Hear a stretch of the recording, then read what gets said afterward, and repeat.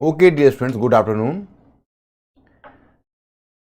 आज आप कहेंगे लेकिन ये आपका पहला क्लास है, गुड इवनिंग या गुड आफ्टरनून नहीं चलेगा, तो आज मैं आप लोगों को गुड मॉर्निंग कहता हूँ। आप कहेंगे भाई पहला क्लास तो हो चुका पिछले दिन। नहीं, वो हम लोगों का एक परिचय था। आज मैं आप लोगों का क्लास से स्टार्ट करूँगा। मैं स्टूडेंट्स, पहली बात तो मैं आपको यह बताऊँ कि कहाँ से शुरू करूँ। आप लोगों में पहले जज्बा है, हिम्मत है, मेहनत हमारे साथ कर सकते हो। मैंने पिछले क्लास में आपको सारी प्लानिंग बताई। वो प्लानिंग है कि हमारी प्लानिंग बहुत दूर तक है। हम अभी फॉर्मल वे में आपको अपनी टीम से, हमारी टीम से नहीं मिलवा सके। हम आपको अपनी टीम से भी मिलवाएंगे शीघ्र ही। लेकिन हम अभी काम इसलिए आरंभ कर देना उचित समझते क्योंकि आप लोगों में भी एक तैयारी करने का जज्बा है। तो क्यों ना हम लोग पहले स्टार्ट कर दें, कुछ बातें आपको समझा दें और थोड़ी थोड़ी कम से कम बेसिक स्टडीज आप शुरू कर दो, तो उसके बाद फिर मज़ा आएगा। फिर हम जब अपने सारे प्रोग्राम को अनफोल्ड करेंगे तो फिर आपको ज़्यादा से ज़्यादा समझने का अवसर मिलेगा और आप उसे ज़्यादा से ज़्यादा लाभान्वित हो पाओगे। तो आप लोग जो आपका मंतव्य है, आप अपने, मैं सारे चीज़ों का जवाब तो क्लास लेते समय नहीं दे पाऊंगा क्योंकि आप तो जानते हैं कि कुछ एक बाध्यता होती है, क्योंकि हमारा कुछ समझाने और पढ़ाने का एक फ्लो होता है। अगर मैं बार बार उसमें डिस्ट्रैक्ट करूंगा तो आपका पढ़ाई हर्ज होगा, उसमें नुकसान हो सकता है। तो इसलिए हम आपको जो भी आवश्यक चीज़ें होंगी या बीच में जो क्वेरीज होंगी या जो मैं पूछूंगा, तो प्लीज़ आप लोग कमेंट बॉक्स में रखना। अब एक चीज़ बताइए, कहाँ से शुरू करें? तो पहले आते हैं एक मुद्दे पर। जैसे हम हिस्ट्री से आरंभ करें, और पिछले दिन हम लोगों की सहमति बनी थी, याद करिए, कि हम लोग को मॉडर्न हिस्ट्री से शुरू करना है।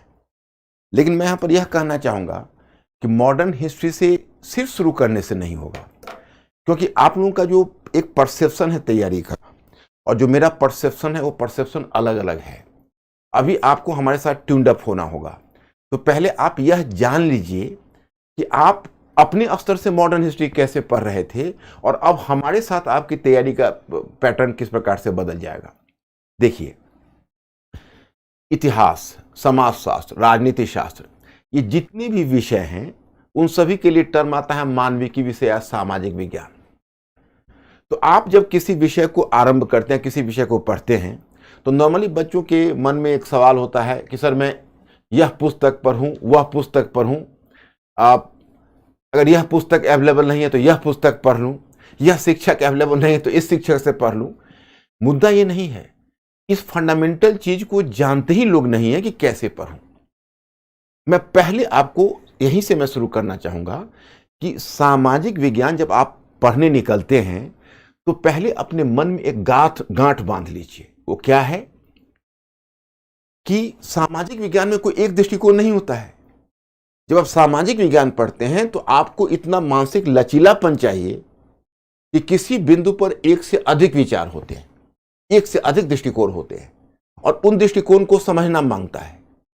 क्योंकि देखिए, क्वेश्चन मैं आपको क्वेश्चन से प्रूव करूंगा, फिर आपको ये बात समझ में आ जाएगी। देखिए, एक प्राकृतिक विज्ञान और एक सामाजिक विज्ञान में क्या अंतर होता है। प्राकृतिक विज्ञान में प्रत्येक कारण का एक परिणाम होता है और प्रत्येक परिणाम का एक निश्चित कारण होता है। लेकिन सामाजिक विज्ञान में एक कारण के अनेक परिणाम हो सकते हैं और अनेक कारण की एक परिणाम हो सकते हैं, या आप कह सकते हैं कि एक परिणाम के अनेक कारण हो सकते हैं या एक कारण के अनेक परिणाम हो सकते हैं। अब उदाहरण बताता हूं। जैसे आप कहते हो कि फ्रांस की क्रांति 1789 में फ्रांस में घटित हुई। अगर कारण पूछा जाए तो आप कहेंगे कुछ खास परिस्थितियां वहां विद्यमान थी जिस कारण से क्रांति घटित हुई।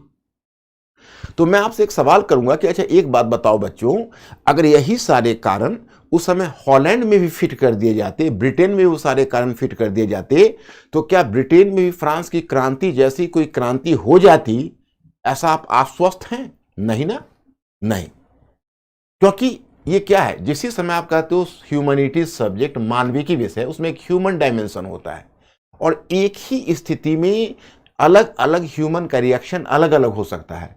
तो कभी भी सामाजिक विज्ञान या जो मानविकी विषय है वह नेचुरल साइंस की तरह एक निश्चित कारण और परिणाम नहीं हो सकता। यही वजह है माय स्टूडेंट्स कि आप लोग जानते होंगे, धीरे धीरे आज से आप अपना मस्तिष्क अनुकूलित करिए पढ़ने के लिए और इसमें आप देखेंगे कि जब आपको क्वेश्चन होता है तो ये होता है पुछल्ले शब्द।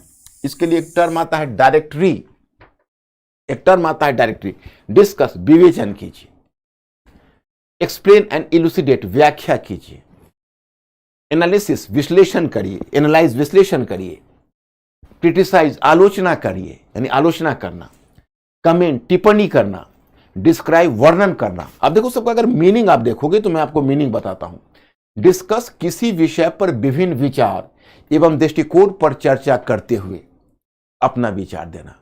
जैसे किसी भी कोई भी ऐसा विचार हो, कोई ऐसा मत हो, कोई ऐसा मुद्दा हो, उस पर विभिन्न विचार को देखते हुए, जैसे इस मुद्दे पर अमुक व्यक्ति ने अमुक विचार दिया है, अमुक विद्वान ने अमुक विचार दिया है, अमुक विद्वान ने अमुक विचार दिया है, और फिर इस पर मेरा विचार क्या है। हो सकता है कि मैं उनमें से किसी एक विचार को प्राथमिकता दे दूं, या हो सकता है कि उन सारे विचार को आपस में एक प्रकार का हम सामंजस्य बैठा के एक अपना विचार वहां दे दें। तो डिस्कस में ये अपेक्षा की जाती है। देखिए, एक्सप्लेन और इलुसिडेट, अधिक सूचनाएं प्रदान कर किसी तत्व को जिसे समझना है थोड़ा कठिन है अधिक स्पष्ट करना। एक्सप्लेन का मतलब होता है कि कोई चीज आप जानते हो लेकिन ठीक से नहीं समझ रहे हो, तो मैं क्या करूंगा, मैं उसमें अलग अलग विचार देकर, अलग अलग उदाहरण देकर आपको स्पष्ट उस मुद्दे पर कर दूंगा, और तब आप कहेंगे अच्छा अब मैं समझ गया। इसका मतलब है मैं एक्सप्लेन कर रहा हूं। फिर अब देखिए, एनालाइज विश्लेषण, किसी तत्व का परीक्षण अथवा गहराई से विचार करना ताकि उसका अर्थ स्पष्ट हो जाए। किसी चीज पर हम इतनी गहराई से विचार करेंगे कि उसमें छोटे छोटे टुकड़ों में बांटकर उसका अर्थ स्पष्ट हो जाए। क्रिटिसाइज, आलोचना करना, किसी भी तत्व के अच्छे एवं बुरे पक्ष पर अपना निर्णय देना।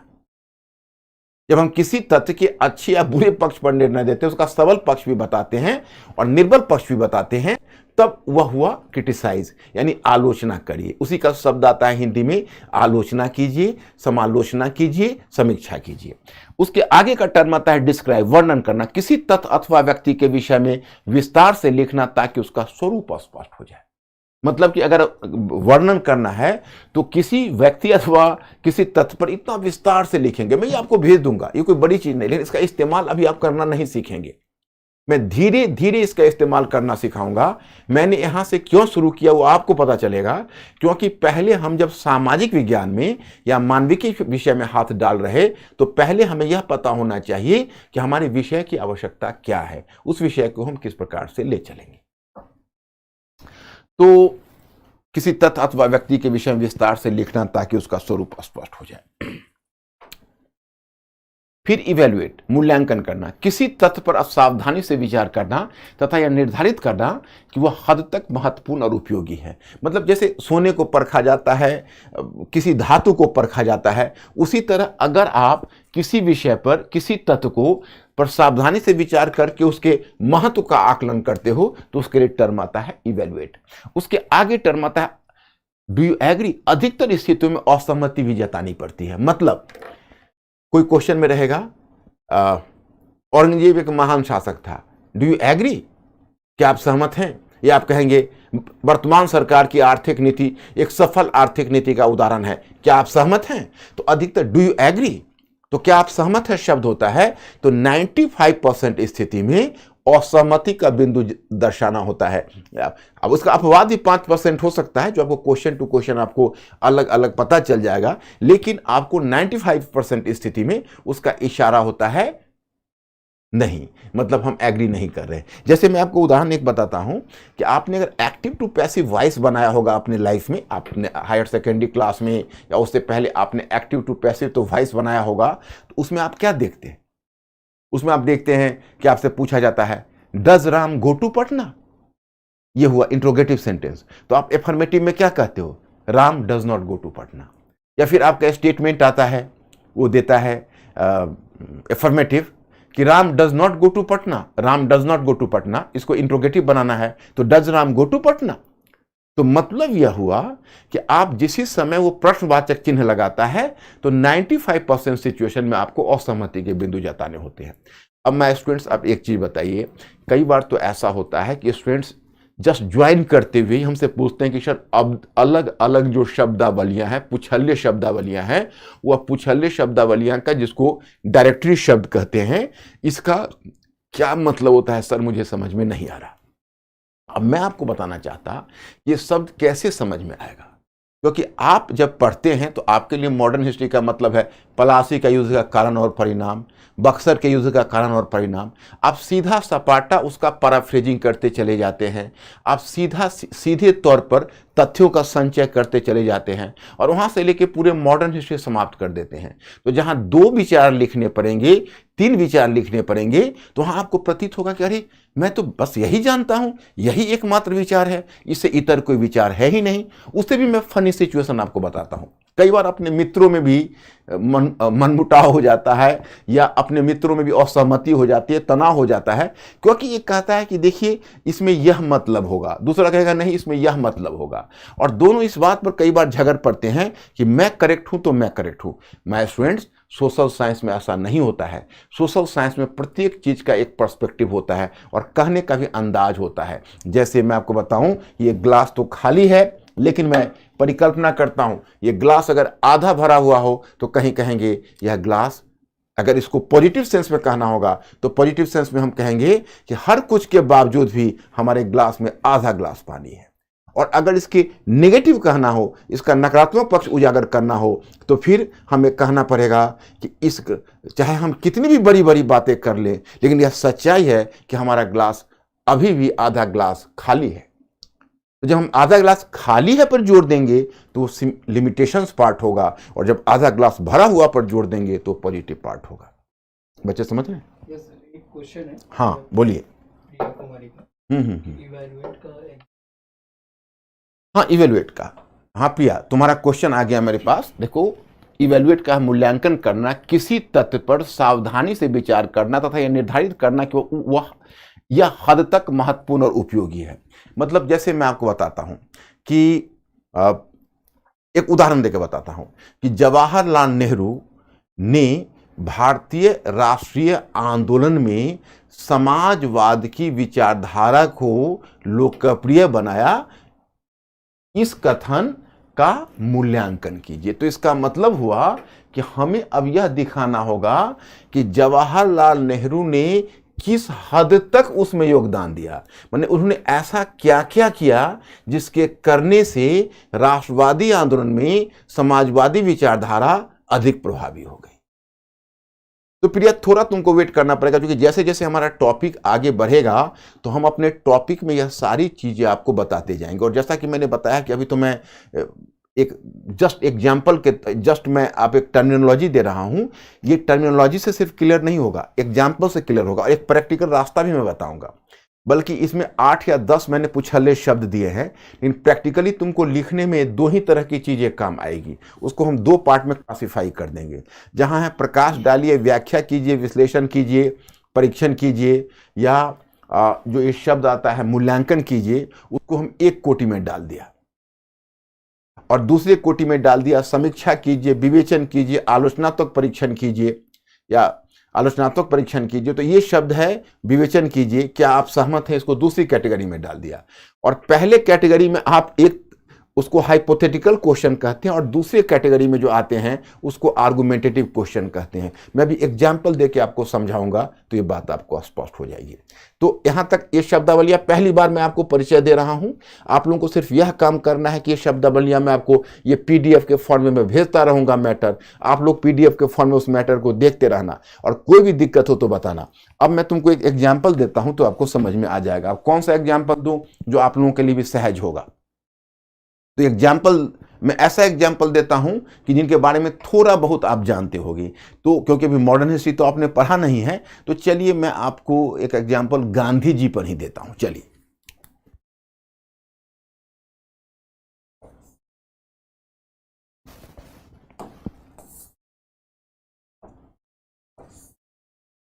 ये क्वेश्चन है, ओके।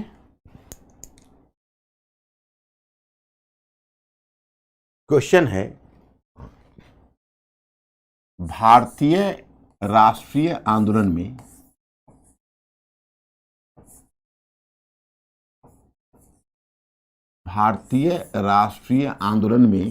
गांधी जी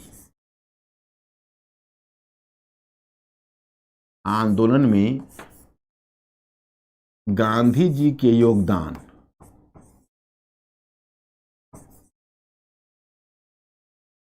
गांधी जी के योगदान का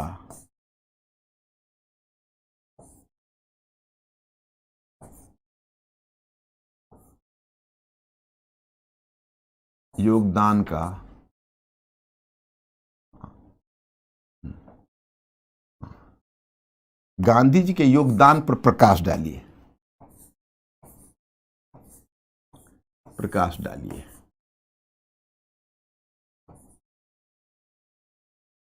गांधी जी के योगदान पर प्रकाश डालिए। दूसरा क्वेश्चन आपका आता है, ये पहला क्वेश्चन है। दूसरा क्वेश्चन है, यही स्टेटमेंट रहेगा। देखो ये स्टेटमेंट, आप इस प्रश्न को देखिए, भारतीय राष्ट्रीय आंदोलन में गांधी जी के योगदान पर प्रकाश डालिए। ये शब्द है गांधी जी के योगदान, ये शब्द हुआ, इसको कहते हैं टॉपिक स्टेटमेंट। और जो यह शब्द है प्रकाश डालिए, यह है डायरेक्टरी। तो दो शब्द का प्रयोग हुआ। मैं थोड़ा अंग्रेजी में ही बोलना पड़ेगा क्योंकि उसका हिंदी शब्द कुछ क्लियर नहीं है। जैसे पहला, यहाँ जो पहला पार्ट आपका प्रश्न का हुआ उसको कहते हैं टॉपिक स्टेटमेंट, और जो दूसरा पार्ट आप देखते हो प्रकाश डालिए उसको कहते हैं डायरेक्टरी। तो ये देखो टॉपिक स्टेटमेंट वही रहेगा, ये डायरेक्टरी है। अब अगर मान लीजिए यही टॉपिक स्टेटमेंट है लेकिन अगर डायरेक्टरी बदल गया तो समझिए पूरा क्वेश्चन का डायरेक्शन बदल जाएगा। अब यहां प्रकाश डालिए शब्द को मैं हटा रहा हूं, इसकी जगह मैं बोल रहा हूं आलोचनात्मक परीक्षण कीजिए, या आलोचना कीजिए, या समीक्षा कीजिए। तो क्वेश्चन नंबर 2 में आलोचनात्मक परीक्षण कीजिए।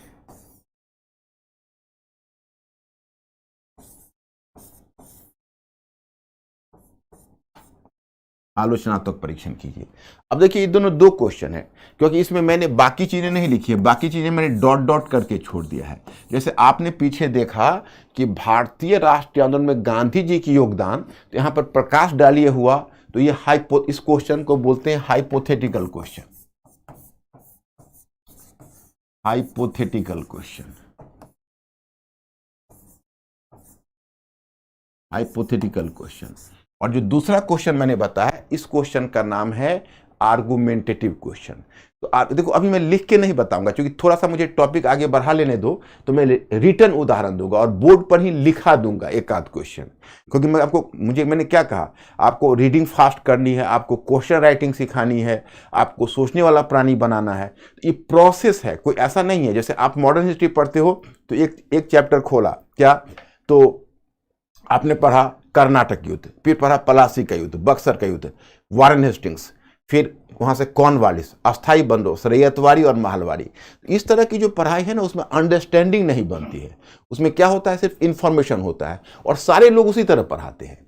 आप देखो मेरा पैटर्न को समझना, मेरा जो पैटर्न है उसमें आप एक सोचने वाला प्राणी बनोगे, क्योंकि इंटीग्रेटेड मैं आपको कर दूंगा। इंटीग्रेटेड कर दूंगा तो जैसा कि मैंने पिछले क्लास में आपको बताया था, 2 + 2 4 नहीं होगा, 2 + 2 22 होगा।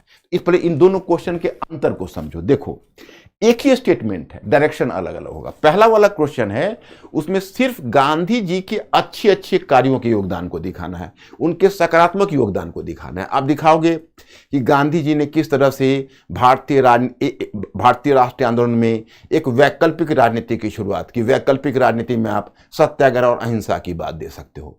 आप देख सकते हो किस प्रकार गांधी जी अपने अपने आंदोलन के साथ भारत के करोड़ों लोगों को जोड़ सके और जन आंदोलन के युग की शुरुआत की। फिर आप यह देख सकते हो कि गांधी जी ने किस प्रकार विभिन्न वर्गों को अपने आंदोलन से जोड़ा और वर्गीय विभाजन को दरकिनार करके जमींदार वर्ग, पूंजीपति वर्ग,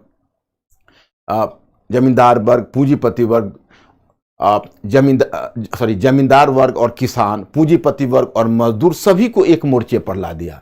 फिर आप यह दोगे कि किस प्रकार गांधी जी ने महिलाओं को भी जोड़ा और असहयोग आंदोलन में, असहयोग और खिलाफत के दिनों में उन्होंने मुसलमानों को भी जोड़ने की कोशिश की और हिंदू मुस्लिम दोनों को मूवमेंट से जोड़ा।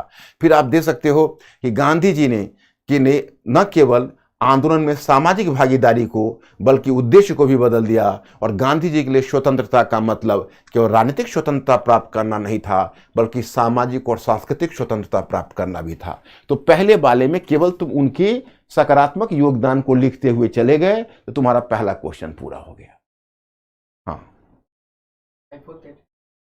हाँ, हाइपोथेटिकल का मतलब है कि कोई एक स्टेटमेंट मैं आपको बता देता हूं। यहां पर देखो,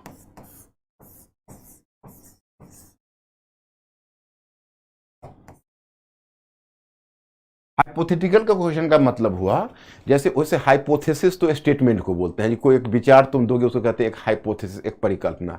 क्वेश्चन के फॉर्म में माय स्टूडेंट्स इस बात को ध्यान रखना, जब तुम शब्द देखोगे हाइपोथेटिकल तो इसका मतलब तुम यह लगाना कि कोई ऐसा क्वेश्चन है जिसमें स्टेटमेंट को सिद्ध करना है, उसको कंटेस्ट नहीं करना है। जैसे मैं आपको बताता हूं कि भारतीय राष्ट्रीय आंदोलन में गांधी जी के योगदान का आलोचनात्मक परीक्षण कीजिए, या गांधी जी के योगदान का विवेचन कीजिए, या आपको रहेगा कि भारतीय राष्ट्रीय आंदोलन में क्या गांधी जी ने भारतीय राष्ट्रीय आंदोलन में केवल सकारात्मक योगदान दिखाया। तो इसका मतलब वह क्वेश्चन आर्गुमेंटेटिव है, आपको दिखाना है कि गांधी जी ने आंदोलन में यह भूमिका तो दिखाई, परंतु यहां गांधी जी चूक गए, यहां गांधी जी पिछड़ गए। तो वहां अगर तुम दिखाते हो, ये क्वेश्चन हो गया आर्गुमेंटेटिव, इसको आर्गुमेंटेटिव कहते हैं। आर्गुमेंटेटिव का मतलब हुआ कि हम इस स्टेटमेंट को, इसमें आपको हाइपोथेटिकल क्वेश्चन में जो स्टेटमेंट, किसने क्वेश्चन पूछा था तो नाम के साथ बताया करो। तो अमित तुम सुन रहे हो, जो पहला वाला क्वेश्चन है वो पहले वाले क्वेश्चन में जो हाइपोथेसिस दिया हुआ है सीधा सीधा आप उस हाइपोथेसिस को प्रूव करोगे, और जो दूसरा वाला क्वेश्चन है उसमें आपको हाइपोथेसिस को प्रूव नहीं करना है बल्कि उस हाइपोथेसिस को कंटेस्ट भी करना है। Do you understand my point और नॉट? मैंने हाइपोथेसिस को कंटेस्ट करने का मतलब है कि आप सिर्फ यही नहीं कह रहे हो कि गांधी जी ने योगदान दिया, बल्कि आप यह भी दिखा रहे हो कि गांधी जी कहां कहां चूक गए, कहां कहां वो बदलाव नहीं ला सके। जैसे I am giving the example, देखो जैसे आप पहला वाला पॉइंट का सारा चीज थोड़ा छोटा करके दूसरे में डाल ही दोगे, जो गांधी जी ने अच्छा अच्छा काम यहां किया, और तब उसके बाद तुम उसमें थोड़ा सा बदलाव ले आओगे। उसमें तुम कहोगे कि परंतु दूसरी तरफ गांधी जी ने आर्थिक मोर्चे पर कोई महत्वपूर्ण परिवर्तन नहीं लाया, उन्होंने किसानों की समस्या को नहीं उठाया, उन्होंने जमींदारों के विशेषाधिकारों पर चोट नहीं की, पूंजीपतियों के विशेषाधिकारों पर चोट नहीं की, और महिलाओं के को राजनीतिक आंदोलन में शामिल किया, लेकिन महिलाओं के पारिवारिक और सामाजिक अधिकार पर उन्होंने बल नहीं दिया। तो तुम्हारी सीमाएं हो जाएगी, और तब हो जाएगा आलोचनात्मक परीक्षण कीजिए। लेकिन ध्यान रहे बच्चे, फिर जब तुम निष्कर्ष लिखोगे, अभी तो मैं आपको उत्तर नहीं बता रहा हूं क्योंकि अभी तुमको थोड़ा सा नॉलेज और दे दूं, फिर उत्तर बताऊंगा, लिख कर बता दूंगा। तो फिर तुम देखोगे कि दोनों पक्षों को लिखने के बाद अंत में तुम्हारा निष्कर्ष का पार्ट आएगा। निष्कर्ष में तुम ऐसा नहीं कि तुम नेगेटिव ही निष्कर्ष दोगे, तुम उसके पॉजिटिव भी दे सकते हो और नेगेटिव भी दे सकते हो। तो राइटिंग में तो धीरे धीरे थोड़ा समय लगेगा। यहां पर मैं मुख्य रूप से तुमको यह संकेत देना चाहता हूं कि देखो, जब हम लोग सोशल साइंस पढ़ते हैं तो सोशल साइंस में एक विचार नहीं होता है। केवल गांधी जी के अच्छा पक्ष हम जानेंगे तो हमारी तैयारी अधूरी रह जाएगी। गांधी जी के अगेंस्ट में कोई केवल बोलता है तो तैयारी कच्ची रह जाएगी।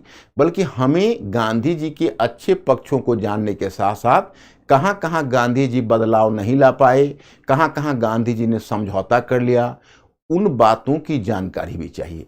अब जब हम इतनी व्यापकता से पढ़ेंगे तब हमारे सामने चैलेंज यह होगा, यार इसको हम रिटेन कैसे करें, दिमाग में इतनी चीजें रखें कैसे। क्योंकि रखने का तरीका मैं बता रहा हूं कि कैसे आपको सोचने वाला प्राणी बनाऊंगा, और सोचने वाले प्राणी का मतलब है कि मैं इंटीग्रेटेड आपको पढ़ाऊंगा। तो इंटीग्रेटेड पढ़ाने से क्या होगा कि एक से दूसरा जब लिंक होगा तो आपकी समझ में स्वमेव आ जाएगा। तो मुझे लगता है कि मैं पहला वाला इशू शायद इसमें संकेत देने में, राइटिंग तो बाद में लिखाऊंगा, लेकिन यह मैं संकेत देने में कामयाब रहा कि नहीं कि आप सामाजिक विज्ञान के स्वरूप को समझ चुके हो।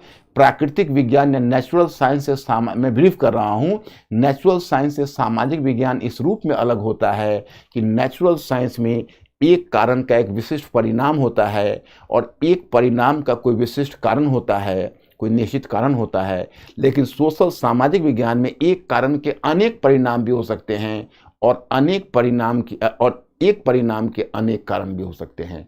तो you have to be clear about that. तो क्या अंकुर, ये लोग क्लियर हैं? यस। हाँ, क्या इन लोगों का क्या मानना है, समझ में आ रहा है? यस। हाँ, अगर कहीं कोई दिक्कत हो तो पूछ लेना। तो अब हम आगे बढ़ते हैं फिर दूसरे इश्यू पर। आपका पहला क्लास है तो फिर मैं दूसरे इश्यू पर बढ़ता हूं। अब देखो, दूसरा इश्यू मेरा क्या है, आपको पढ़ना क्या है।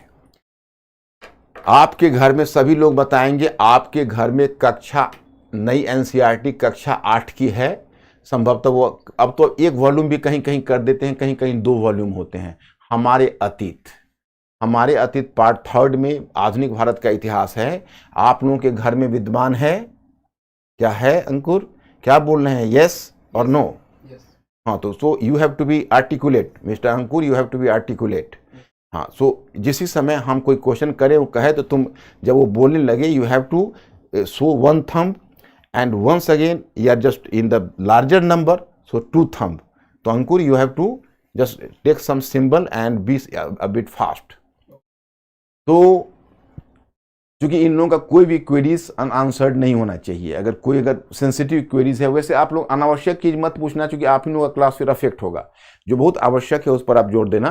तो अब आप लोगों के लिए मैंने क्या किया, उस एनसीईआरटी को एक बार आपको पढ़ना पड़ेगा। आज के बाद आप जाकर उस एनसीईआरटी को पढ़ना शुरू करना, जितनी भी समझ में आए। लेकिन बच्चों, एक समस्या आएगी, मैं पहले ही शेयर करता हूं। जो पुस्तक में जिस तरह से चैप्टर उन्होंने निर्धारित किया, मैं उस तरह से तुमको नहीं पढ़ाऊंगा। मैंने पुस्तक के सबको मैंने मिक्सअप करके एक अलग तरीका बनाया है, जो आपको सोचने वाला प्राणी बनाएगा। तो कहोगे एनसीईआरटी 8वीं कक्षा की एनसीईआरटी में क्या करना है, पढ़ने के समय अंडरलाइन करते हुए केवल कहानी की तरह तुम पढ़ते चला जाना। केवल एक तरह से रीडिंग, जैसे तुम न्यूज़पेपर पढ़ते हो, संपादकीय पढ़ते हो, लेकिन तुम याद वो रखना जो मैं क्लास में करवाऊंगा और जो मैं पीडीएफ फॉर्म में तुमको भेजूंगा, उसको याद रखना। उसके बाद मैं तुमको बाद में बता दूंगा तुम कौन सा बुक पढ़ना चाहते हो। एक बार तुम मेरा पूरा क्लास चलने दो, क्योंकि मुझे विश्वास है कि उस क्लास को करते करते बहुत सारी अंडरस्टैंडिंग तुम्हारी बन जाएगी। देखिए, पहले हमने आपको एनसीईआरटी के बारे में कुछ महत्वपूर्ण बातें बताई, उसको देखिए। एनसीईआरटी की पुस्तकें सामाजिक विज्ञान से जुड़े हुए महत्वपूर्ण विषयों पर संक्षिप्त परंतु स्तरीय ज्ञान प्रदान करती है। नई एनसीईआरटी की पुस्तकें नेशनल एजुकेशनल फ्रेमवर्क एनसीएफ 2005 के निर्देशन पर आधारित है। एनसीएफ 2005 का बल बच्चों में रटने की प्रवृत्ति को, देखो ये तुम्हारा एनसीईआरटी बोलता है, एनसीएफ 2005 का बल बच्चों में रटने की प्रवृत्ति को हतोत्साहित कर सोचने की प्रवृत्ति को प्रोत्साहन देना है। इसका बल विभिन्न मानविकी विषयों के बीच की दीवारों अथवा घेरे को तोड़कर अंतर अनुशासनात्मक दृष्टिकोण को प्रोत्साहन देना है। अंतर अनुशासनात्मक दृष्टिकोण, अंतर अनुशासनात्मक का मतलब होता है जब आप एक विषय के ज्ञान का उपयोग दूसरे विषय की समझ को विकसित करने के लिए करते हो, तो उसको कहा जाता है अंतर अनुशासनात्मक दृष्टिकोण, इंटरडिसिप्लिनरी अप्रोच। तो एनसीईआरटी ने 2 बातें कही, एक तो बच्चों में रटने की प्रवृत्ति को हतोत्साहित कर सोचने की प्रवृत्ति को बढ़ाना है, और दूसरा उनमें अंतर अनुशासनात्मक दृष्टिकोण विकसित करना है।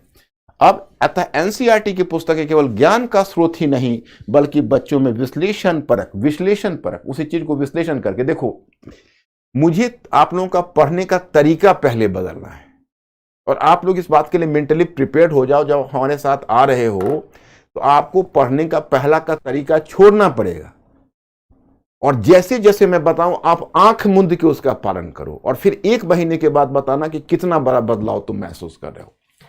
तो अतः एनसीईआरटी की पुस्तकें केवल ज्ञान का स्रोत ही नहीं, बल्कि बच्चों में विश्लेषण परक सोच को प्रोत्साहित करने का साधन भी है। इतिहास में अब देखो, पहला चैप्टर आपका एनसीईआरटी में दिया हो। अब मैंने आपको सुविधा के लिए क्या किया कि आप सामने एनसीईआरटी रखना, और ये सामने मेरे पेज को रखना, इसका पेज निकाल लेना, और मेरे पेज को या तुम अगर चाहो तो इलेक्ट्रॉनिक्स फॉर्म में भी रख सकते हो। इतिहास में तिथियां क्यों महत्वपूर्ण है, उसमें लिखा रहेगा, तुम पहले उसमें देखते हुए इस प्रश्न का जवाब खोजना, इतिहास में तिथियां क्यों महत्वपूर्ण है। मैं पूछूंगा मैं दूसरे दिन आऊंगा, और ये सवाल शुरू के 2 चैप्टर पर सवाल करूंगा कि कितने बच्चे ने एनसीईआरटी में पढ़ा है, इतिहास में तिथियां क्यों महत्वपूर्ण है, इसका उत्तर खोज के बताना हमें। दूसरा, इतिहास में विभाजन का आधार क्या हो, जेम्स मिल द्वारा किए जाने वाले विभाजन का दोष क्या है, जो मैं अभी डिस्कस करूंगा। दूसरा है औपनिवेशिक से क्या तात्पर्य, व्हाट डू मीन बाय औपनिवेशिक। कॉलोनियल क्या है, कॉलोनियल किसको कहते हैं। कल मैं आप लोगों से पूछूंगा, mister Ankur you have to be careful, I will just ask this question to the students, और कल इन लोगों को रिप्लाई 2 चीज देना है, एक तिथियां क्यों महत्वपूर्ण हैं, दूसरा औपनिवेशिक से क्या तात्पर्य है। फिर मुझे पता चलेगा कि सारे स्टूडेंट्स ने एनसीईआरटी पढ़ी है। वैसे मैं बताऊं, एक टेक्नोलॉजी भी हम ईजाद करने जा रहे हैं, मतलब ईजाद का मतलब हमारी टीम उसको यूज करने वाली है, जिस टेक्नोलॉजी से पता चल जाएगा कि आप लोगों ने किसने कितना लेक्चर देखा है, किसने किस टाइम में देखा है। Are you getting this point और नॉट। उससे क्या होगा कि आप लोगों की जो पूरी तैयारी है उसको हम मॉनिटर करते रहेंगे और इस बात का पूरा हम ध्यान रखेंगे कि आप लोगों की तैयारी में कहीं कोई कोताही, कोई कमी ना हो। तो ये दोनों प्रश्न का जवाब कल हमें चाहिए। पुस्तक के मुख्य पृष्ठ पर हमारा अतीत की जगह हमारे अतीत शब्द का प्रयोग क्यों है। ये सवाल अगर अभी मैं आपसे पूछूं, क्योंकि ये क्वेश्चन उसमें दिया हुआ नहीं है, ये हमारा सवाल है कि पुस्तक के मुख्य पृष्ठ पर हमारा अतीत की जगह हमारे अतीत शब्द का प्रयोग क्यों हुआ है। आप में से कोई आगे बढ़ेगा। पुस्तक के मुख्य पृष्ठ पर हमारा अतीत की जगह हमारे अतीत शब्द का प्रयोग क्यों हुआ है। मतलब क्या आप बता सकते हैं कि हमारा अतीत और हमारे अतीत में क्या अंतर है। आप में से कोई बता सकता है। Mister Ankur, is response coming. हमारा प्रश्न यह है, फिर मैं एक बार रिपीट कर रहा कि हमें पुस्तक के मुख्य पृष्ठ पर हमारा अतीत की जगह हमारे अतीत शब्द का क्यों प्रयोग हुआ है मॉडर्न हिस्ट्री में।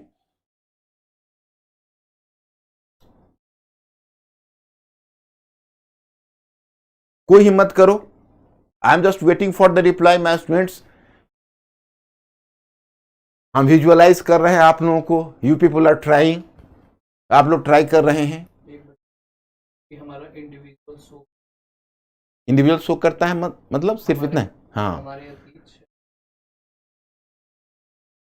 अच्छा, हमारे अतीत और हमारा अतीत की जगह हमारे अतीत क्यों।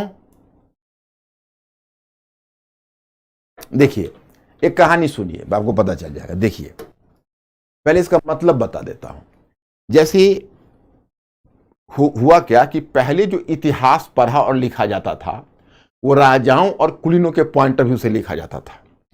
तो राजा और कुलीन लोग जो थे वो लोग अपनी जिंदगी को, अपने जीवन को, अपने वैल्यू सिस्टम समझते हो, माने अपना जो उनका आदर्श था जीवन का, अपनी जो जीवन की समझ थी, उसी को वो पूरे समाज की समझ के रूप में चला देते थे। वो प्रभावी थे। और बेचारे जो निर्धन लोग थे, महिलाएं थी, दलित थे, ये सब दबे पीछे रहते थे। इनकी आवाज कहीं इतिहास में सुनी ही नहीं जाती थी। और अधिकांश तो ये शिक्षित होते नहीं थे, तो इन्होंने अपना कोई लिखित रिकॉर्ड भी नहीं छोड़ा था।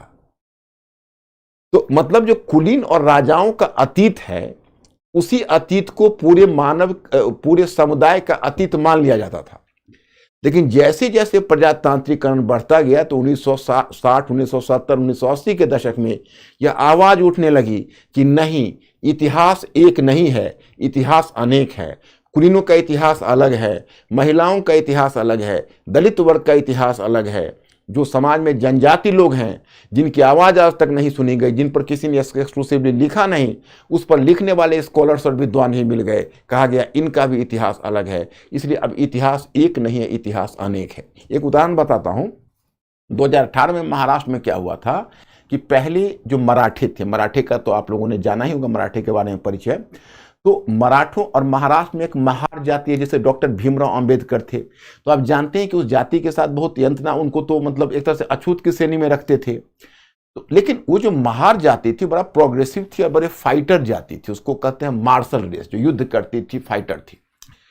तो वो क्या हुआ कि जो महार जाति थी उसने कहा कि हम सेना में, सैनिक सेवा में भर्ती होना चाहते हैं। तो जब तक मराठे थे, तो मराठे में क्या हुआ कि जब शिवाजी का युग था या शिवाजी के बाद छत्रपति का युग था, तो मैं आपको बताऊं, शिवाजी हो या छत्रपति हो, वे सब कोई मतलब कुलीन नहीं थे। एक तरह से वो उच्च वर्ण के नहीं थे, सवर्ण नहीं थे।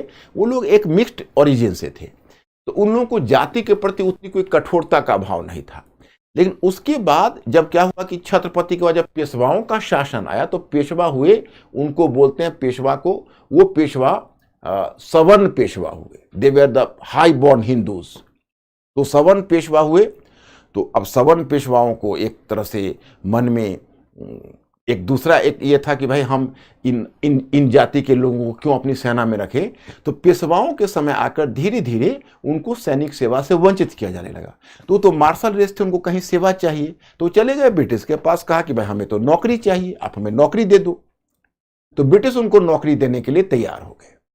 तो वो ब्रिटिश सेना में भर्ती हुए, वहां उनकी ट्रेनिंग हुई और वो एक अच्छे सोल्जर हुए। अब तृतीय आंग्ल मराठा युद्ध में ब्रिटिश ने जो मराठों को पराजित किया, तो संयोग से ब्रिटिश की तरफ से लड़ने के लिए वही महार रेजिमेंट आया था और महार रेजिमेंट ने इसमें फाइट किया। तो उसमें ब्रिटिश की मराठों के अगेंस्ट में जीत हो गई। तो ये जीत हार तो ब्रिटिश और मराठों के बीच हुई, लेकिन जो महार रेजिमेंट थे उसके दिमाग में ये बात बैठ गई कि भाई देखो, ये जीत तो हमारी जीत है, क्योंकि हमने आखिर अपने व्यक्तित्व को एसर्ट किया, हमने अपनी पहचान बनाई। तो हर वर्ष उस खास तिथि को, जिस दिन ये युद्ध हुआ था, महार जाति के लोग जश्न मनाने, उसका सेलिब्रेशन करने एक खास जगह पर महाराष्ट्र में आते थे। ये प्रक्रिया बहुत समय से चल रही थी। जब 2018 में आए तो एक तनाव छिड़ गया कि कुछ लोगों ने इसका विरोध किया कि देखिए ये कहीं ना कहीं देशभक्ति के खिलाफ है, क्योंकि ये ब्रिटिश के जीत की खुशियां मना रहे हैं। तो महार जाति के लोगों ने कहा, ब्रिटिश की जीत की खुशी नहीं मना रहे, हम अपनी जीत की खुशी मना रहे हैं। ये हमारी सफलता, ये हमारी पहचान, ये हमारा स्वाभिमान है, ये हमारे स्वाभिमान के ही व्यक्ति है। अब यहाँ पर आपने क्या सीखा? आपने सीखा कि इतिहास, मराठों का इतिहास अलग है तो महारों का इतिहास अलग है। मराठा जिस चश्मे से इतिहास को देखते हैं, महार उस चश्मे से इतिहास को नहीं देखते हैं।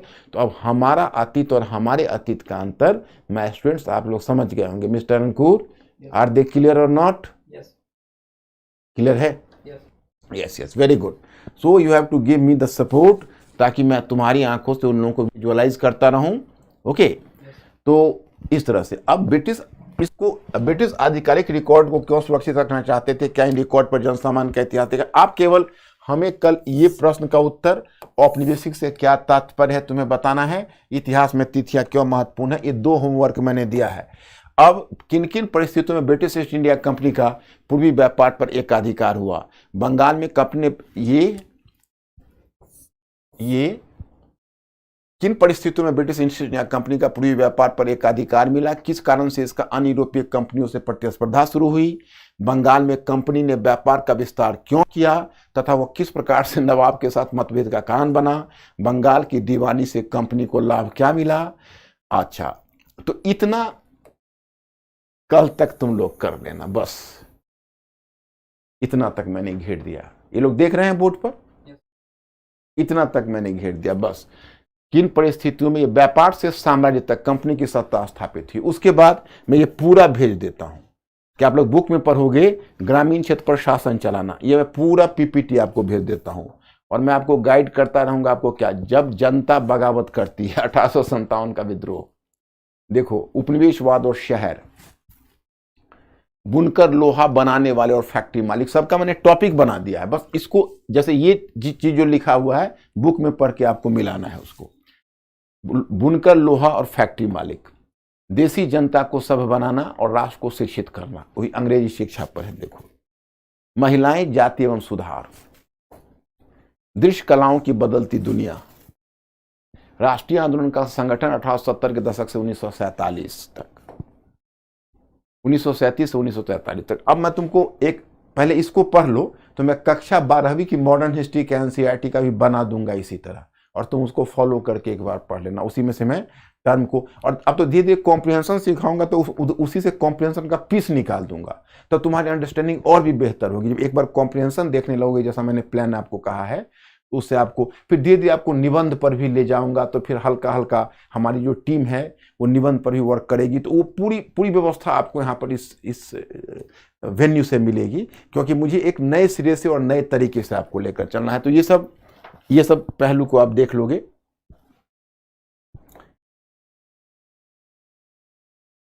अब देखो, मैं आपको बताना चाहता कि देखिए, अब आपका सिलेबस मॉडर्न हिस्ट्री का इतना कम देखने में मिलेगा कि सिलेबस देखने का कोई फायदा नहीं है, इसको इग्नोर करने में ही फायदा है। क्योंकि इसमें मात्र देखो 18वीं सदी के लगभग मध्य से लेकर वर्तमान समय तक आधुनिक भारतीय इतिहास, तो एनसीईआरटी एक बार डायरेक्ट नहीं पढ़ना। कल मैंने आपको बंगाल तक दिया है एनसीईआरटी पढ़ने को, तो आपने पहला चैप्टर और सेकेंड 1 चैप्टर आपको पढ़ना है। तो आपको यही 2 एनसीईआरटी पढ़नी है, बाकी नहीं पढ़नी है। अब देखो इसमें आपके सिलेबस में जो दिया है वो दिया है 18वीं सदी के लगभग मध्य से लेकर वर्तमान समय तक का आधुनिक भारतीय इतिहास। जब 2013 में पूछा था तो पूछा था 18वीं सदी के मध्य से लेकर, तो 18वीं सदी के मध्य से तो शुरू होता है, तो वो शुरू हुआ 1757 से, पलासी के युद्ध से। लेकिन एंड कहाँ करता है? तो एंड करता है वर्तमान युग तक। तो पहले तो मैं जब सिलेबस को देखा तो मुझे लगा कहीं ऐसा तो नहीं है कि करंट अफेयर्स को भी उसमें डाल दिया, क्योंकि आपका जो ऑप्शनल का सिलेबस है, ऑप्शनल के सिलेबस में मॉडर्न हिस्ट्री को 1964 तक ही ले चला है। तो मुझे लगा कि नहीं ऐसा तो हो नहीं सकता है। तो मैं इंतजार करने लगा। 2013 के वर्ष में इसका पाठ्यक्रम का परिवर्तन हुआ। तो फिर 2013 के वर्ष में जब दोबारा फिर वहाँ जब क्वेश्चन पेपर आया, फिर 2013, 2014, 2015, तो फिर ये क्लियर हो गया कि 1970 से आगे वो नहीं जाते हैं, बल्कि अब तो 1970 से पहले ही रहने लगे हैं। तो चलिए इतना बड़ा एरिया, तो इससे हिंट मतलब इतना बड़ा एरिया मॉडर्न हिस्ट्री में कवर करना है। स्वतंत्रता संग्राम को एक्सक्लूसिव आपके चैप्टर में दिया है। इसके विभिन्न चरण और देश के विभिन्न भागों में से इसमें अपना योगदान देने वाले महत्वपूर्ण व्यक्ति, उसके देने वाले महत्वपूर्ण व्यक्ति, उनका योगदान, और स्वतंत्रता के पश्चात देश के अंदर एकीकरण और पुनर्गठन। ये नेहरूवियन एरा का दिया है। जब भारत को आज़ादी मिली तो भारत की आज़ादी के बाद फिर भारत में एकीकरण और संगठन कैसे हुआ, एकीकरण और संगठन के बारे में भारत की आज़ादी के बाद का दिया है। इस चीज को आप एक बार देख लें। तो ये हम लोग जो सिलेबस फॉलो करेंगे, तो अमूमन मान के चलिए कि आपका सिलेबस तो 18वीं सदी के मध्य से शुरू हुआ है, लेकिन मैं आपको शुरू कर दूंगा 18वीं सदी के पूर्वार्ध से ही। हम 18वीं सदी के पूर्वार्ध से, जब मुगल साम्राज्य का विघटन हुआ है, तो मुगल साम्राज्य के डेड बॉडी पर जो डिफरेंट राज्य हैं, तो पहले मैं वहीं से आपको अवगत कराना शुरू कर दूंगा। अब एक काम करते हैं, जब आप लोग मॉडर्न हिस्ट्री, हाँ बोल, नेहा मैंने बिल्कुल ही आपको स्पष्ट कहा है, हमारे अतीत एनसीईआरटी आपकी न्यू एनसीईआरटी है। हालांकि वह, अगर यह न्यू एनसीईआरटी को भी देखो तो आज का नहीं, 2006 का एनसीईआरटी लिखा गया है। तो 2006 में आप समझ सकते हो कि आज 2022 है, 2023 में आप प्रवेश करोगे, अब 2022 भी एंड कर रहा है, तो इतना पहले लिखा गया है, मतलब वह 16 वर्ष उसके भी हो गए, लेकिन बावजूद इसके उसको अभी न्यू एनसीईआरटी कहा जाता है। लेकिन ये प्रश्न तो अब है ही नहीं, जिसमें आपने हमारे अतीत वाला चैप्टर देखना है, तो हमारे अतीत तो आपका न्यू एनसीईआरटी बुक है। तो इसमें तो, और ये जो मैंने टॉपिक भी बना के दिया है वो आपके न्यू एनसीईआरटी बुक का दिया है। आप सिर्फ न्यू एनसीईआरटी बुक को देखिए। ओके,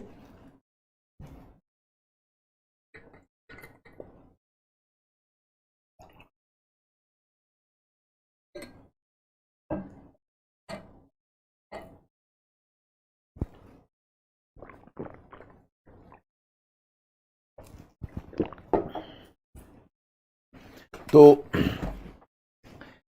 अब देखिए, और कोई क्वेश्चन, एनी क्वेश्चन?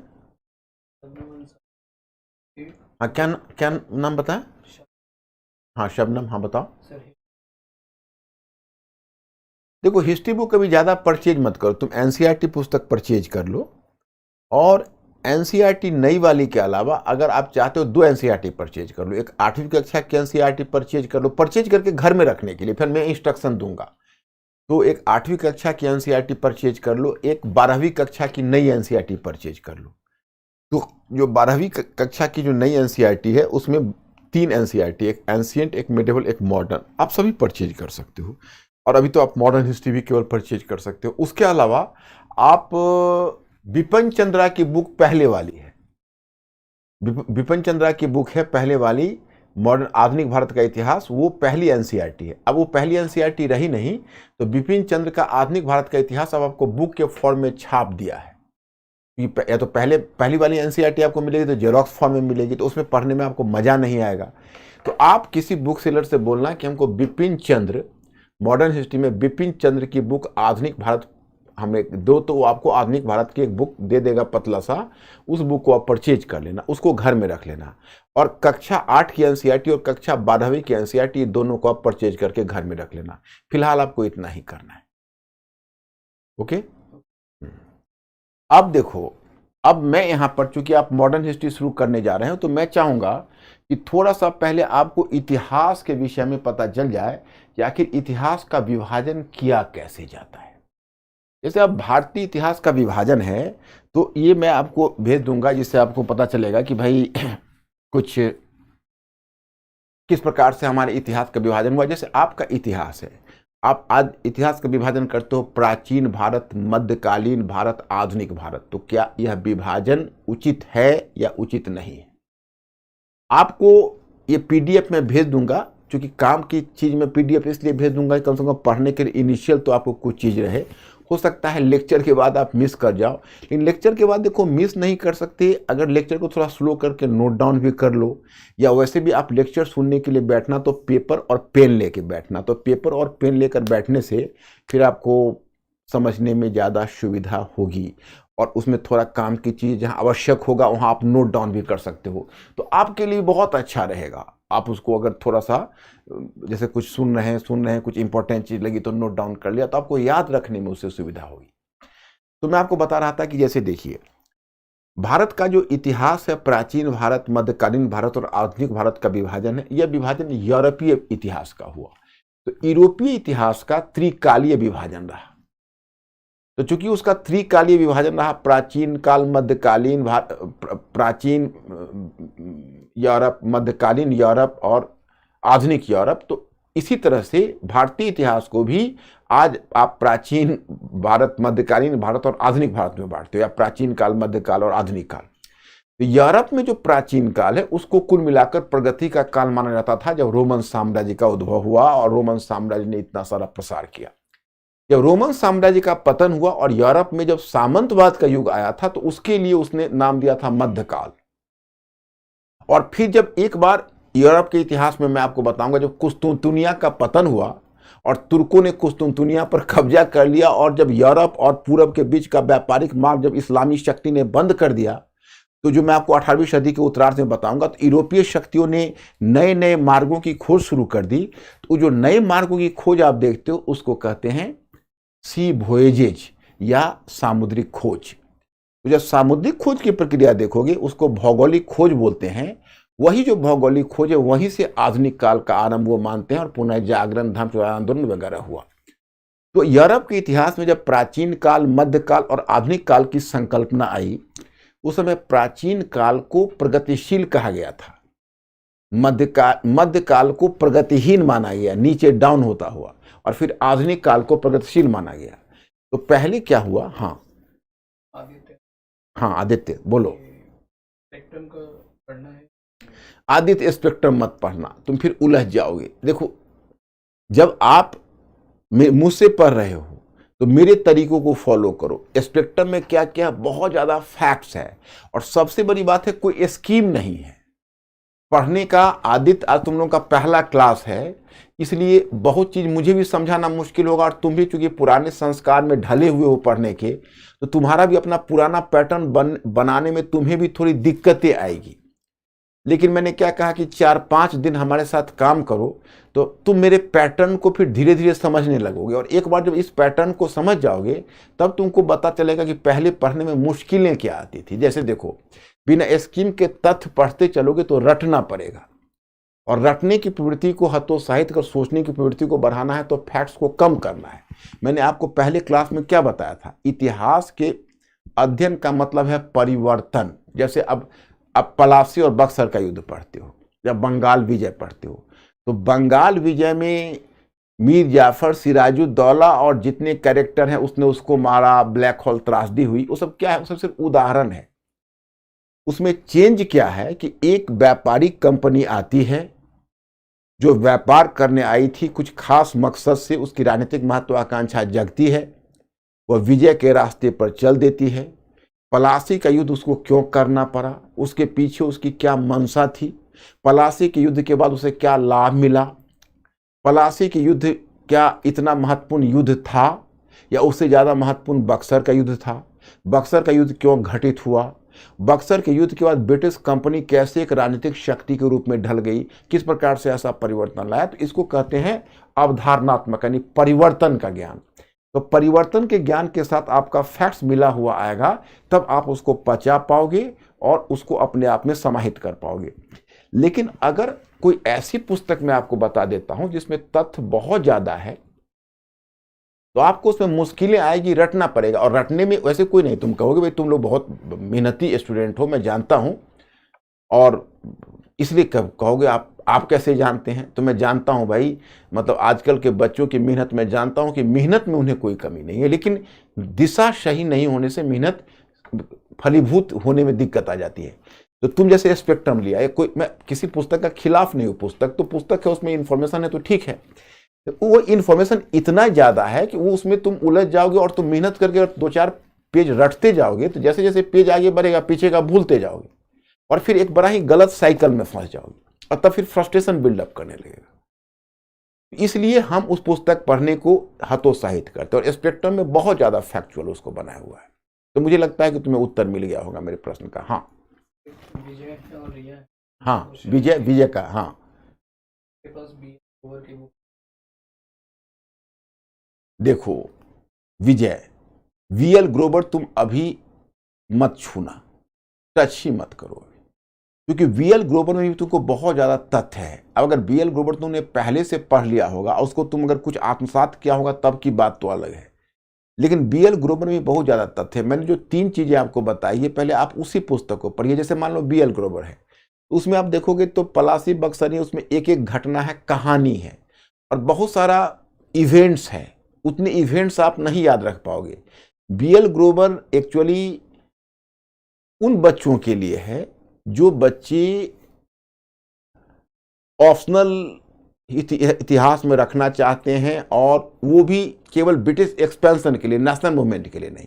वहां भी जो ऑप्शनल के बच्चे हैं उनको हम रिकमेंड करते हैं शेखर बंदोपाध्याय, जो पलासी से विभाजन तक एक पुस्तक आती है। लेकिन वीएल ग्रोवर उनके लिए उपयोगी है, क्योंकि उसमें कोटेबल लाइन सब दिए रहते हैं, जो लाइन उनको सहायता करेगी ऑप्शनल पेपर में। जीएस के लिए बहुत ज्यादा वो हेवी हो जाएगा। तो मैं आपको यही कहूंगा विजय, कि वीएल ग्रोवर को अभी मत, अगर पहले से आपने नहीं पढ़ा होगा या कुछ चीजों को आत्मसात नहीं किया होगा, तो उसको अभी स्पर्शित नहीं कीजिएगा। और मिस्टर अंकुर, ओके, अब एनीथिंग? तो ये बात है। तो अब मैं टॉपिक पर फिर लौटूं। तो यूरोप का जो इतिहास है उसको 3 भागों में बांटा गया। तो हमारे इतिहासकार कहीं ना कहीं यूरोपीय पैटर्न को से प्रभावित थे, और यूरोपीय पैटर्न का वो अनुकरण करना चाहते थे। लेकिन देखो दुर्भाग्य यह रहा कि हमारे भारत का जो पहला इतिहास लिखा, वह एक इंडियन ने नहीं लिखा, ब्रिटिश ने लिखा। जो आपका एनसीईआरटी का जो पहला चैप्टर पढ़ोगे उसमें भी मिलेगा, उसका नाम है जेम्स मिल। जेम्स मिल ने भारत का पहला इतिहास लिखा, और फिर उन्होंने भारत के इतिहास को विभाजित करके उसका नाम दिया हिंदू काल, मुस्लिम काल और ब्रिटिश काल। तो जो हिंदू काल नाम दिया, हिंदू काल उन्होंने कहा, तो प्राचीन भारत के इतिहास को हिंदू काल कहा। और प्राचीन भारत से लेकर जब मोहम्मद गोरी की विजय तक आते हो, जब तुर्की राज्य की स्थापना हुई, तो तुर्की राज्य की स्थापना को उसने मुस्लिम काल कहा। और जो 1757 में जो पलासी का युद्ध हुआ, तो पलासी के युद्ध को उसने ब्रिटिश काल कहा। तो हिंदू काल, मुस्लिम काल और ब्रिटिश काल, ये 3 नामों का उसने प्रयोग किया। ओके, तो आपको मैं बताता हूं कि भाई इस पर आगे चलकर आपत्तियां उठी कि भाई आपने गलत नामकरण किया, हिंदू काल, मुस्लिम काल और ब्रिटिश काल नहीं कहना चाहिए। तो आपके मन में सवाल होगा कि भाई बुराई क्या है। तुम अपने एनसीईआरटी में देखना, तुम्हारे एनसीईआरटी में अच्छे ढंग से दिया हुआ है।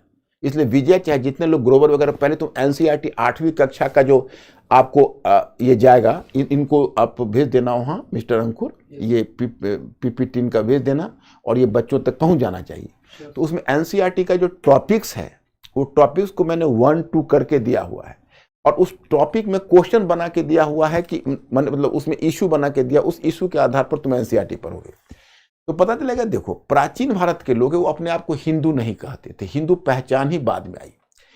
हिंदू शब्द का प्रयोग पहले पार्थियंस ने, ईरानियों ने और अरब वालों ने सिंधु प्रदेश के पूरब में बसने वाले लोगों को उसने सिंधु कहा और सिंधु से हिंदू शब्द निकला। तो हिंदू, उन्होंने पहले जो हिंदू शब्द आया वो भौगोलिक क्षेत्र का व्यंजक था, और 8वीं सदी में अरब वालों ने जब इनको हिंदू कहा तब तक हिंदू शब्द का प्रयोग नहीं होता था। तो मुद्दा यह उठा कि अब अरब वालों ने जब हिंदू कहा है, उससे पहले जब हिंदू शब्द, जब भारतीय अपने आप को हिंदू नहीं कहते हैं तो हिंदू काल क्यों कह रहे हो? और अगर हिंदू काल का मतलब आप लगाते हो ब्राह्मणों, मतलब ब्राह्मणवादी संस्कृति से या ब्राह्मणवादी धर्म से, तो उसमें बौद्ध पंथ भी है, जैन पंथ में विविध प्रकार के धर्म है, किसी एक धर्म की परिधि में हम इसको बांध नहीं सकते, तो फिर इसको हिंदू तुम क्यों कह रहे हो? ये मुद्दा उठा। फिर बात दूसरी उठी, मुस्लिम काल। तो मुस्लिम काल में मोहम्मद गोरी के आक्रमण को आपने मुस्लिम काल कहा। अब इसलिए इस बात पर आपत्ति की जाती है। मैं स्टूडेंट, जरा सोचो, अगर आप लोगों ने मध्यकालीन भारत के इतिहास की थोड़ी अगर आपको समझ होगी, जो हो सकती है, तो आप देखोगे मोहम्मद गोरी ने जिस समय हिंदुस्तान को जीता था 1192 में और तुर्की राज्य की स्थापना की थी तराइन के दूसरे युद्ध के बाद, तो उसने दिल्ली और अजमेर का पर कब्जा किया था और 12वीं सदी के अंत तक ज्यादा से ज्यादा कन्नौज और गंगा यमुना के ऊपरी द्वाब तक ही उसका नियंत्रण था। लेकिन बाकी तो भारतीय उपमहाद्वीप में हिंदू शासक ही शासन कर रहे थे। दक्षिण भारत में जिस समय तुर्की शासन उत्तर भारत में जिस समय तुर्की शासन स्थापित हुआ, उस समय दक्षिण भारत के लोगों को तो पता भी नहीं चला होगा कि भाई इस तरह से तुर्कों ने जीत लिया हिंदुस्तान के एक भाग को और तुर्क शासन कर रहे हैं। ये दक्षिण भारत के लोगों को पता भी नहीं चला होगा, जाहिर है। तो फिर मुस्लिम काल क्यों? दक्षिण भारत के लोग कहेंगे यार तुमको भले ही तुर्कों से तुम हार रहे थे, तुर्की आक्रमणकारी तुम्हें पराजित कर रहे थे, लेकिन हमारे जो चोल शासक हैं वो तो श्रीलंका को जीत रहे थे, दक्षिण पूर्व एशिया तक मार कर रहे थे, तो तुम्हारे लिए होगा वो मुस्लिम काल, हमारे लिए मुस्लिम काल कहां है? तो मुस्लिम काल शब्द का औचित्य नहीं। तीसरा उन्होंने कहा ब्रिटिश काल। ब्रिटिश काल कहा बैटल ऑफ पलासी 1757 में जब पलासी का युद्ध हुआ, तो उसके लिए उन्होंने कहा कि यहीं से ब्रिटिश काल की शुरुआत हुई।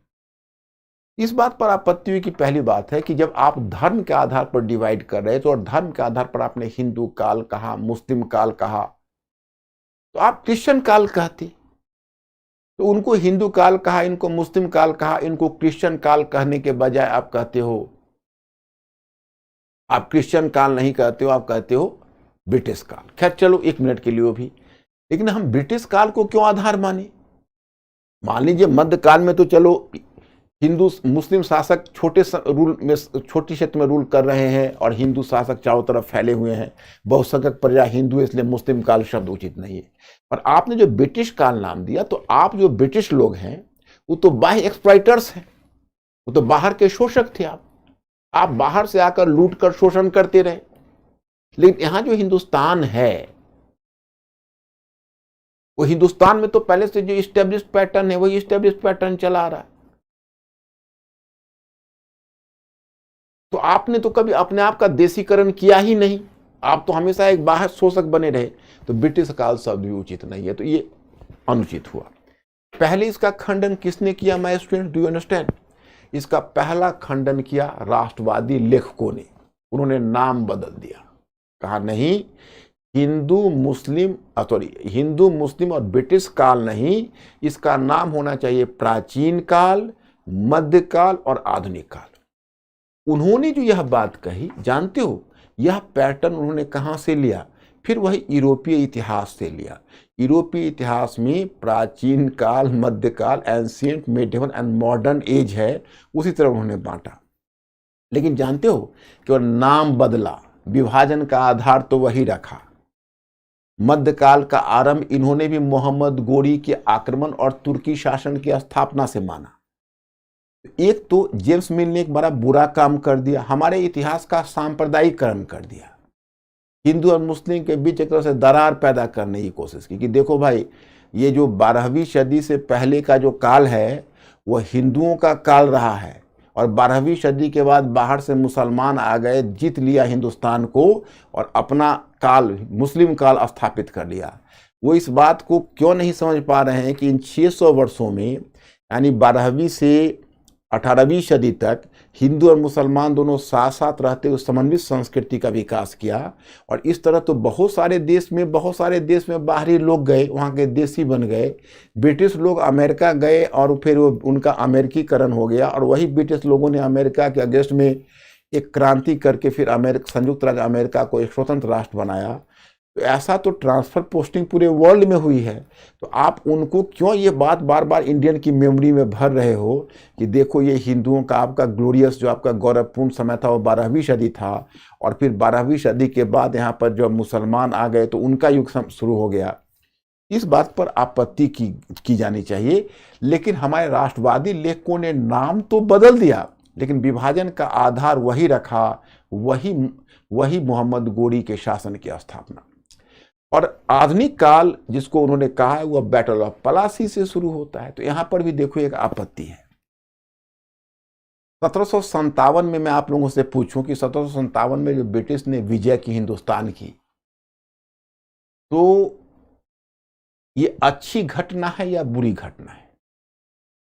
जो ब्रिटिश शासन जो बंगाल में स्थापित हुआ उसको आप अच्छी घटना मानते हो या बुरी घटना मानते हो? माने आप लगातार सुनते सुनते बोर न हो जाओ, थोड़ा हम लोगों से कम्युनिकेट करो।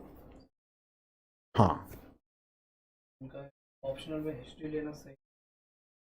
अरे एक पूछने की बात है, नेकी और पूछ विक्की, हिस्ट्री से बढ़िया ऑप्शनल क्या है? इसको लेने में क्या आपत्ति होगी? बिल्कुल लीजिए। History is the mother of all subject, सारे विषयों की जननी है। इसे तो बढ़िया सोशल साइंस में जल्दी कोई विषय ही नहीं मिलेगा। आप देखो ना, सत्येंद्रनाथ टैगोर से लेकर वर्तमान युग तक सिविल सेवा में हिस्ट्री ने अपनी जगह बनाई हुई है। और कोई?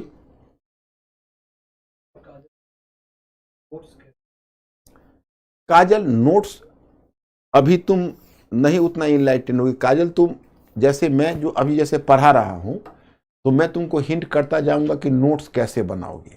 जिस पैटर्न पर मैं पढ़ाऊंगा उसी पैटर्न पर आप नोट्स बनाओगे। क्योंकि पहले सभी लोग पहले हमको एक बात से एश्योर करो कि हम जो एक चेंज पैटर्न बता रहे हैं कि तुम लोगों को ऐसा नहीं कि केवल पेज टू पेज तथ्यों का संचय करना होगा, बल्कि तथ्यों को एक दूसरे से जोड़ कर देखना पड़ेगा, जो मैंने पीछे आपको बताया है पिछले क्लास में और आज मैं विशेषकर बताऊंगा।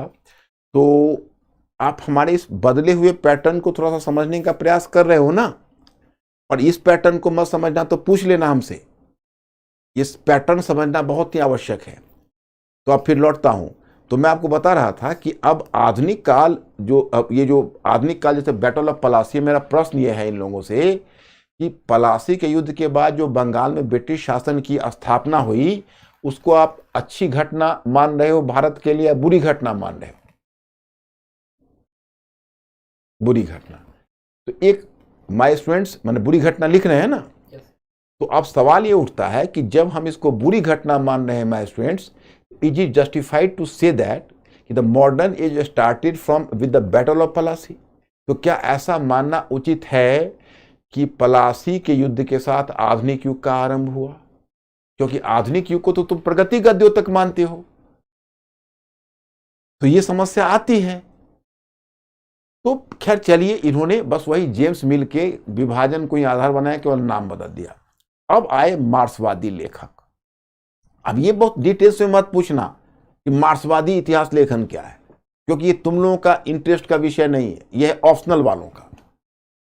लेकिन तुम लोगों को थोड़ी सी मैं इसलिए झलक देता हूं कि मुझे उनका रेफरेंस देना आवश्यक है, क्योंकि ये जो इस इतिहासकार हैं, इससे पहले जो इतिहासकार होते थे, जैसे राष्ट्रवादी होते थे या ब्रिटिश लेखक होते थे, वो हमेशा राजवंश के इतिहास पर बल देते थे कि जब राजा बदलता है, एक राजवंश से दूसरा राजवंश आता है, युद्ध होता है, घटनाएं होती है, उसको परिवर्तन का कारक मानते थे। वो मानते थे कि इतिहास में बड़े बड़े परिवर्तन होते हैं, जब एक राजवंश आता है, दूसरे राजवंश को हराता है, एक युद्ध होता है, फिर एक राजवंश जाता है, दूसरा राजवंश स्थापित होता है, तो उसको इतिहास में हम मानते हैं कि वो परिवर्तन का द्योतक है। मार्क्सवादी विद्वानों ने उसको उलट दिया, कहा कि ऐसा नहीं होता है, अर्थव्यवस्था में परिवर्तन होता है, और अर्थव्यवस्था में परिवर्तन समाज में परिवर्तन को दिखाता है। तो अर्थव्यवस्था और समाज में जो परिवर्तन होता है, वही परिवर्तन राजनीतिक परिवर्तन का रास्ता तैयार करता है। तो उनका ये कहना था कि देखो भाई, तुम मोहम्मद गोरी की विजय और तुर्की शासन की स्थापना से मध्यकाल का आरंभ मानोगे तो गलत हो जाएगा, क्योंकि मोहम्मद गोरी जीता और पृथ्वीराज चौहान हार गया या तुर्की राज्य की स्थापना हुई, उसकी मूल कारण को पकड़ो। उसका मूल कारण है कि 7वीं सदी के बाद जो भारत में सामंतवाद का उद्भव हुआ, तो सामंतवाद, आपके मन में सवाल होगा सामंतवाद क्या होता है। तो सामंतवाद में क्या है, जैसे राजा है और ये प्रजा है, तो पहले राजा पावरफुल होता था, शक्तिशाली होता था, और अपनी नौकरशाही मतलब अधिकारी के माध्यम से नीचे टैक्स वसूलता था और अपनी प्रजा पर कंट्रोल रखता था। आगे चलकर क्या हुआ, भूमि अनुदान के कारण बीच में सरदार लोग आ गए, मध्यस्थ और बिचौलिए आ गए, वही प्रजा से टैक्स वसूलने लगे और राजा को ऊपर कम टैक्स देते थे और ज्यादा खुद डकार लेते थे। तो वो खुद पावरफुल बन गए, अपने किले बना लिए, अपनी सेना रख ली। तो राजा और प्रजा के बीच बहुत सारे ऐसे छोटे छोटे शासक हो गए जिनके पास अपनी शक्ति थी, और राजा और प्रजा के बीच का जो पहले डायरेक्ट संबंध था वो टूट गया और राजा की आमदनी कम हो गई, और उसी समय व्यापार को भी धक्का लगा, मुद्राओं की भी कमी पड़ गई। तो इसको भारतीय सामंतवाद का नाम दिया जाता है।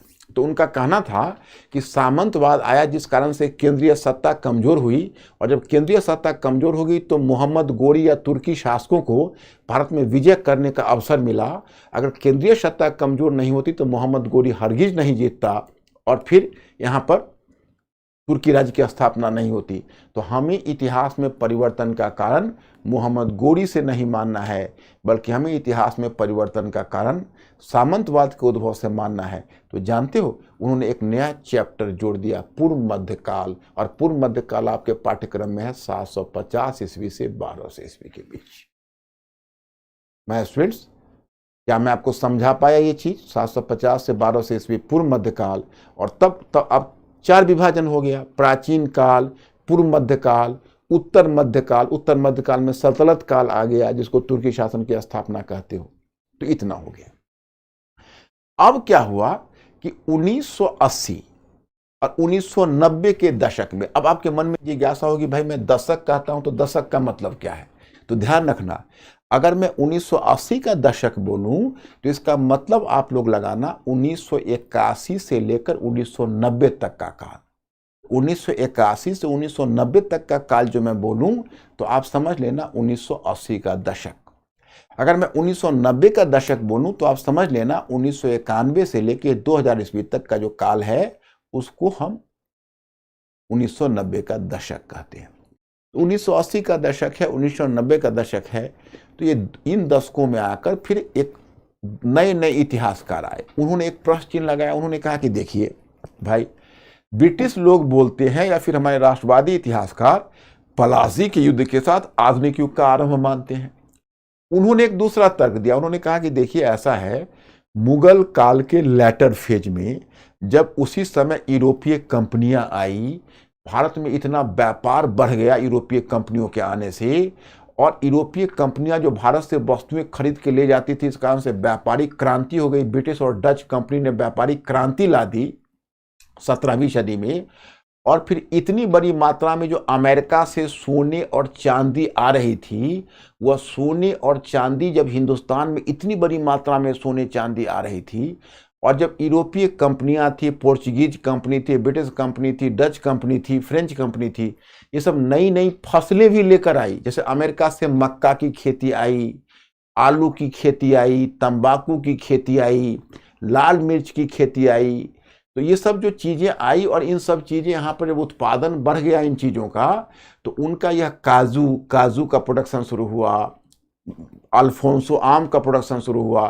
तो कृषि आमदनी बढ़ी, कृषि को प्रोत्साहन मिला, और उधर सोने और चांदी बड़ी मात्रा में भारत में आ रही थी। उनका कहना है कि भारत में आर्थिक समृद्धि आ रही थी, नए नए समृद्ध क्षेत्रों का विकास हो रहा था, भारत स्वयं से अपनी समृद्धि की तरफ बढ़ रहा था, और संभव था कि ब्रिटिश अगर हस्तक्षेप नहीं करते तो भारत की जो अर्थव्यवस्था है वह पूंजीवाद की तरफ बढ़ जाती। बल्कि ब्रिटिश ने हस्तक्षेप करके हमारी अर्थव्यवस्था की दिशा को बदल दी। तो हम क्यों पलासी के युद्ध के लिए बोलते हैं? हम ऐसा कहें कि जिसको मुगल काल है उसको एक नया नाम दे, उसका नया नाम होगा पूर्व आधुनिक काल। तो मुगल काल को उन्होंने पूर्व आधुनिक काल का नाम दिया। Okay my students, okay. तो अब देखिए कितने काल हो गए। तो एक पूर्व मध्य काल हुआ, फिर पलासी के युद्ध के बाद उत्तर मध्य काल, सॉरी पूर्व आधुनिक काल हुआ, फिर पलासी के युद्ध के बाद उत्तर आधुनिक काल हुआ। तो अब देखिए अब हम लोगों का इतिहास कितने पैटर्न में बट गया। देखिए आज की तारीख में हम कहते हैं इतने काल भारतीय इतिहास में बांट कर देखते हैं। प्राचीन काल, पूर्व मध्य काल, पूर्व आधुनिक काल और आधुनिक काल। तो ये अब हमारा 1 2 3 4 5 पहले जो त्रिकालीय विभाजन था, एनसीईआरटी में इतना डिटेल्स में आपको नहीं मिलेगा, लेकिन फिर भी आपको वहां पर पढ़ने का मौका मिलेगा। और कल मैंने आपको 2 होमवर्क दिया है, याद करिए। एक होमवर्क क्या है, ये 2 होमवर्क को मैं याद दिलाता हूं। एक आपका होमवर्क है यही है, एक मैंने दिया इतिहास में तिथियां क्यों महत्वपूर्ण है, ध्यान रखिए, कल हमें जवाब चाहिए। और दूसरा होमवर्क मैंने दिया है एनसीईआरटी से ही कि औपनिवेशिक से क्या तात्पर्य है। अब मैं देखता हूं कि मेरे बच्चे कितने कर्मठ हैं और कल पढ़ के आते हैं, कितना पढ़ के आते हैं। अब चलिए यहां पर हम लोग थे, वहीं से आपको आगे बढ़ाते हैं। भारतीय इतिहास का विभाजन। अब आप आते हो मॉडर्न हिस्ट्री पढ़ने आप। हाँ यस, पल्लवी है क्या कि सर क्या बोला जा सकता है यदि ब्रिटिश हाँ तो भारत पल्लवी, ये जो तुम्हारे विचार है मैं समझ सकता हूं, तुम तो अभी अबोध हो इतिहास के मामले में। धीरे धीरे इसमें ये ब्रिटिश इतिहासकारों ने हमारे दिमाग में भरा है पल्लवी कि अगर ब्रिटिश नहीं आते तो भारत का इतना आधुनिकीकरण नहीं होता। ये ब्रिटिश इतिहास लेखन की देन है। एक बात बताओ पल्लवी, अगर ब्रिटिश नहीं आते तो हमारे यहाँ तो वैसे भी अमेरिका और यूरोप की सोने चांदी आ रही थी, हमारे वस्तुओं की इतनी मांग थी। जानते हो उस समय पूरे विश्व सकल घरेलू उत्पाद में, विश्व जीडीपी में, हालांकि जीडीपी का कॉन्सेप्ट तो सेकेंड वर्ल्ड वॉर में आया है, लेकिन जब इसका मेजरमेंट बाद में किया गया कि आखिर 18वीं सदी में ब्रिटिश 18वीं सदी के पूर्वार्ध में पलासी के बैटल से पहले जो हमारे जो कुल जीडीपी थे वो पूरे विश्व के जीडीपी का 24% था और 31% जीडीपी चाइना के पास था। मतलब चीन और इंडिया मिलकर 55% वर्ल्ड जीडीपी सकल घरेलू उत्पाद पर इसका नियंत्रण था पल्लवी। और जानते हो ब्रिटिश शासन, जब ब्रिटिश हमको छोड़ के जा रहे थे तो पूरे वर्ल्ड के रिसोर्सेस में हमारा जीडीपी का मात्रा घट के 3% हो गया। तो हमारे जीडीपी को 55% से 3% लाए।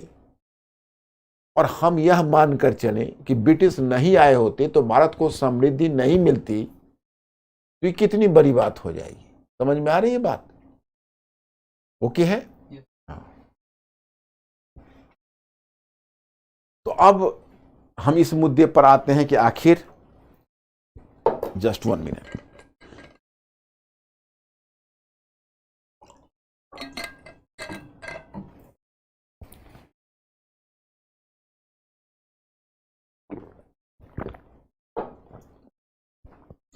तो हम इस मुद्दे पर आते हैं कि आखिर हम आपको मॉडर्न हिस्ट्री कैसे पढ़ाने जा रहे हैं।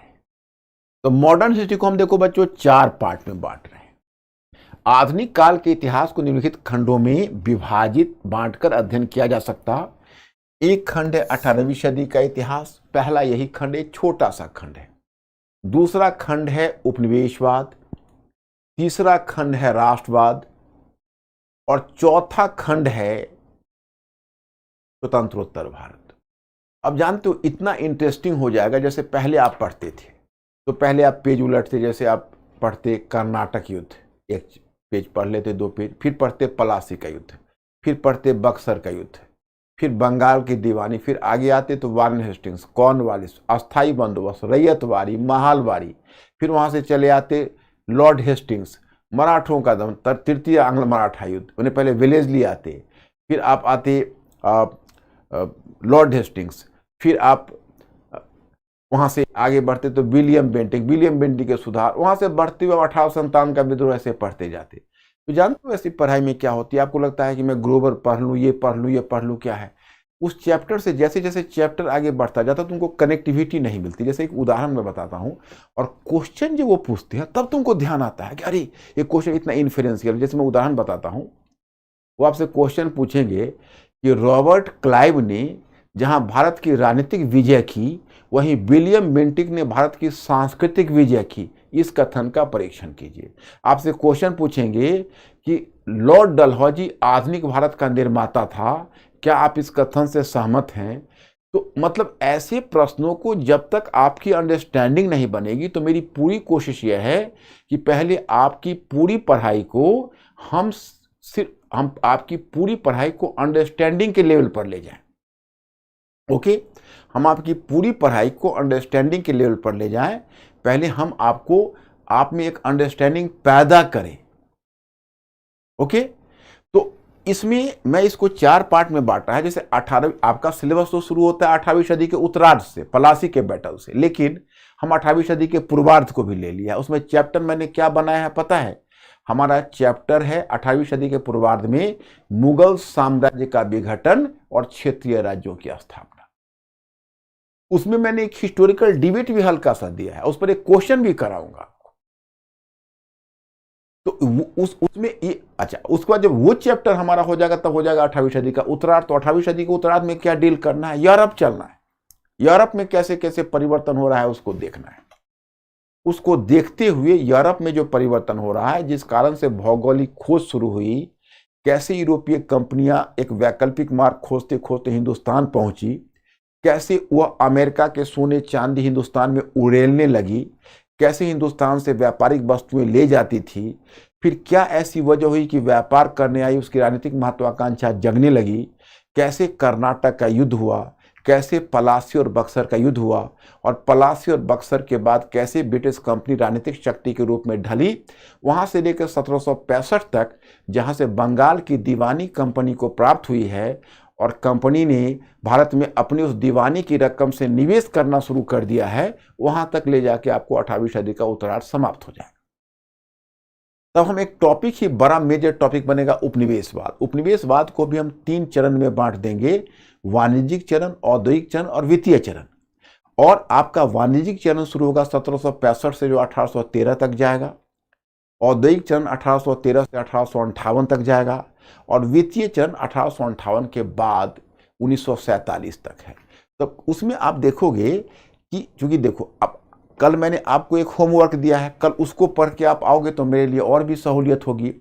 उसमें एक प्रश्न पूछा गया है कि औपनिवेशिक से क्या तात्पर्य है, what do you mean by colonial. तो जो कॉलोनियल शब्द है उसका पहले कल आप बुक में मीनिंग खोज के आओ, मैं कल ही बताऊंगा आपको।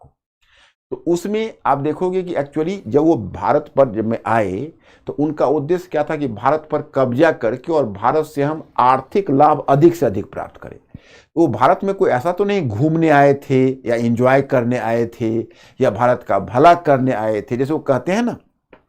अभी पल्लवी ने एक प्रश्न पूछा कि सर ऐसा हम नहीं कर सकते कि ब्रिटिश अगर नहीं आए होते तो भारत का इतना आधुनिक विकास नहीं होता या भारत इतना तरक्की नहीं करता। उन्होंने कहा, हमने उसका वैसे खंडन किया, आपको याद होगा।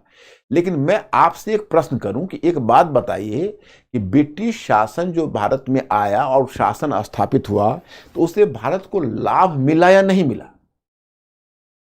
अब देखो दोनों दो बातें हैं। अब पता नहीं मेंटली मतलब अलर्ट रहना तुम लोग, और हमारा स्टूडेंट मेरे इस दोनों सेंटेंस का मतलब समझता है कि नहीं, थोड़ा इंडिकेट कर देना। मिस्टर अंकुर हमारा असिस्टेंट बैठा हुआ है,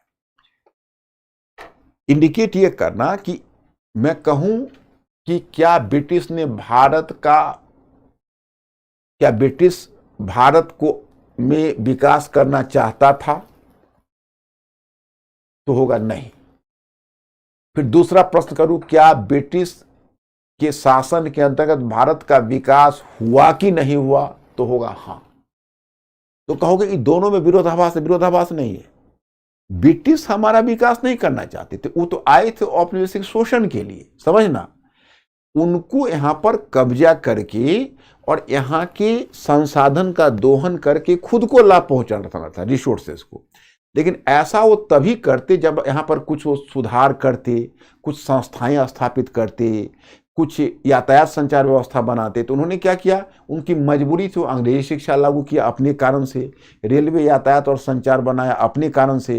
तो उस कारण से तत्काल तो हमको बड़ी दिक्कतें आई, लेकिन दूर चलकर हमको इसका लाभ मिल गया, जो लाभ वो देना नहीं चाहते थे। तो ब्रिटिश शासन का स्वाभाविक परिणाम थी गरीबी और पिछड़ेपन, और ब्रिटिश शासन का अनचाहा परिणाम था, अनइंटेंडेड इंपैक्ट था विकास। तो मेरे स्टूडेंट समझा दोनों के फर्क को कि नहीं? क्या बोल रहा है, समझा?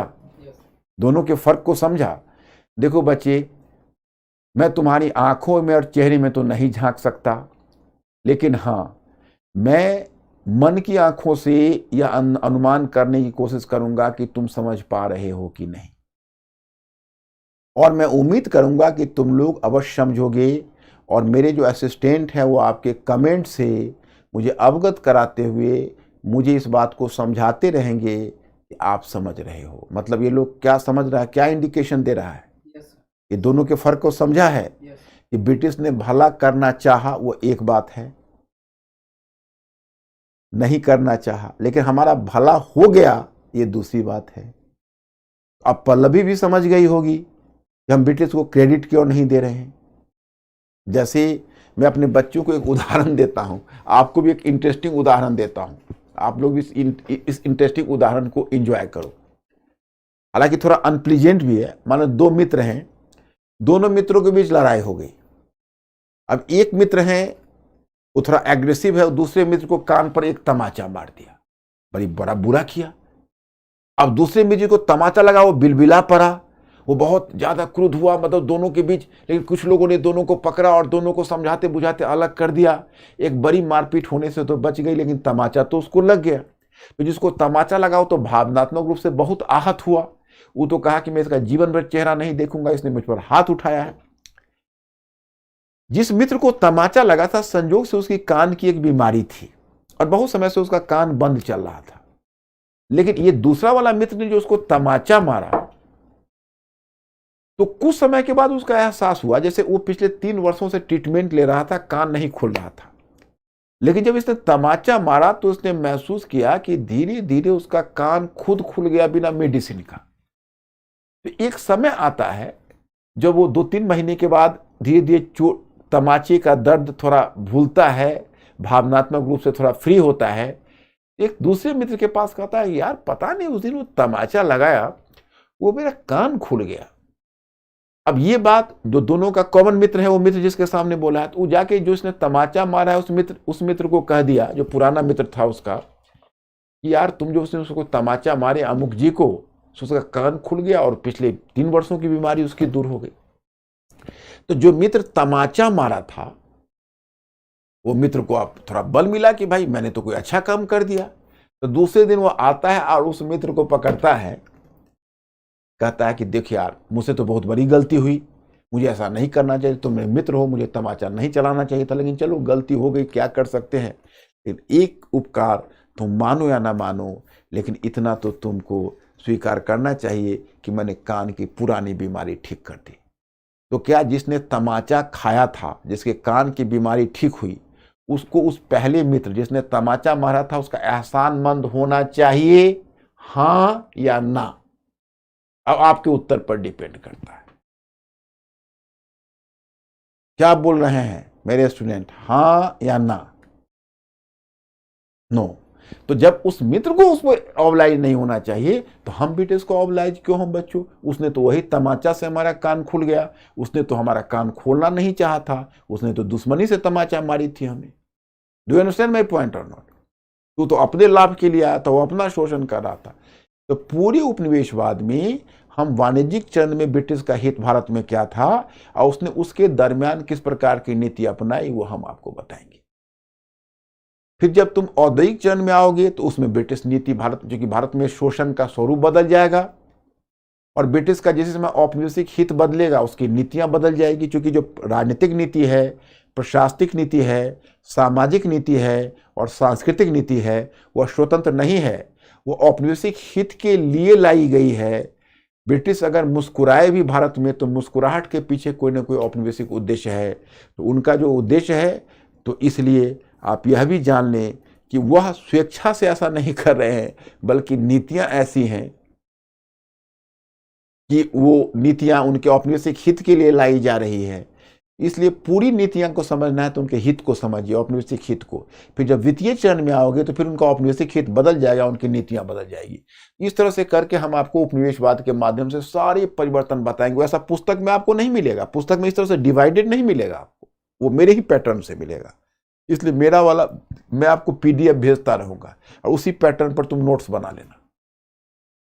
और उसके आगे जब तुम जाओगे तो आता है राष्ट्रवाद। जो थर्ड राष्ट्रवाद है,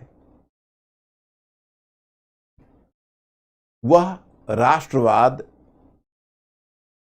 एक बड़ा सा टॉपिक है। तो वो शुरू होगा आपको जनजाति और किसान आंदोलन से 1857 का विद्रोह, 19वीं सदी का समाज एवं धर्म आंदोलन, फिर भारतीय राष्ट्रीय कांग्रेस की स्थापना पर चले आओगे। वहां से लेकर 1947 तक, भारत की आजादी तक, वहां पर मैं राष्ट्रवाद की प्रगति कैसे हुई, संप्रदायवाद की प्रगति कैसे हुई, कैसे दोनों समानांतर एक दूसरे के समानांतर पलते और बढ़ते रहे, और कैसे 1947 में भारत को आजादी भी मिली और भारत का विभाजन भी हुआ। इन दोनों को वहां पर हम डील कर लेंगे।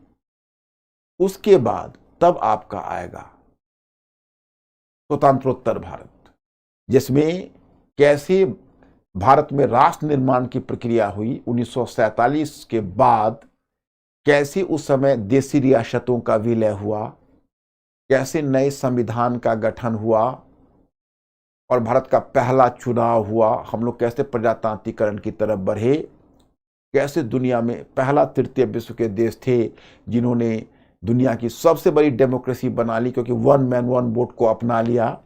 फिर कैसे तीसरा वाले में फिर किस प्रकार से हमारा राष्ट्र की विविधता में एकता का उदाहरण बना, क्योंकि हमारे यहाँ बहुत विविध भाषा भाषी, विविध नस्ल के लोग थे, विविध क्षेत्रवाद था। तो कैसे हमने उस विविधता में एकता का एक मॉडल दिया, कैसे हमने राजभाषा के और राष्ट्रभाषा की समस्या को दूर किया, कैसे हमने भाषा के आधार पर प्रांतों का गठन किया। वहाँ से लेते हुए सामाजिक न्याय पर चले आएंगे कि हमारे जो सामाजिक न्याय कैसे महिलाओं के लिए, दलित वर्ग के लिए, अल्पसंख्यक समूह के लिए और जनजातीय लोगों के लिए कैसे हमने स्वतंत्रता के बाद किस प्रकार से उनके सामाजिक न्याय के लिए काम किया। फिर उसके बाद फिर चले आएंगे कैसे हमारा आर्थिक पुनर्निर्माण हुआ, वहाँ से लेकर आर्थिक योजना तक, कृषि सुधार, औद्योगिकरण, और तब अंत में आएंगे कैसे हमने एक विदेश नीति के माध्यम से विश्व में अपनी पहचान बनाई, और भारत की विदेश नीति, और वहाँ पर जाके तब हमारा मॉडर्न हिस्ट्री समाप्त हो जाएगा।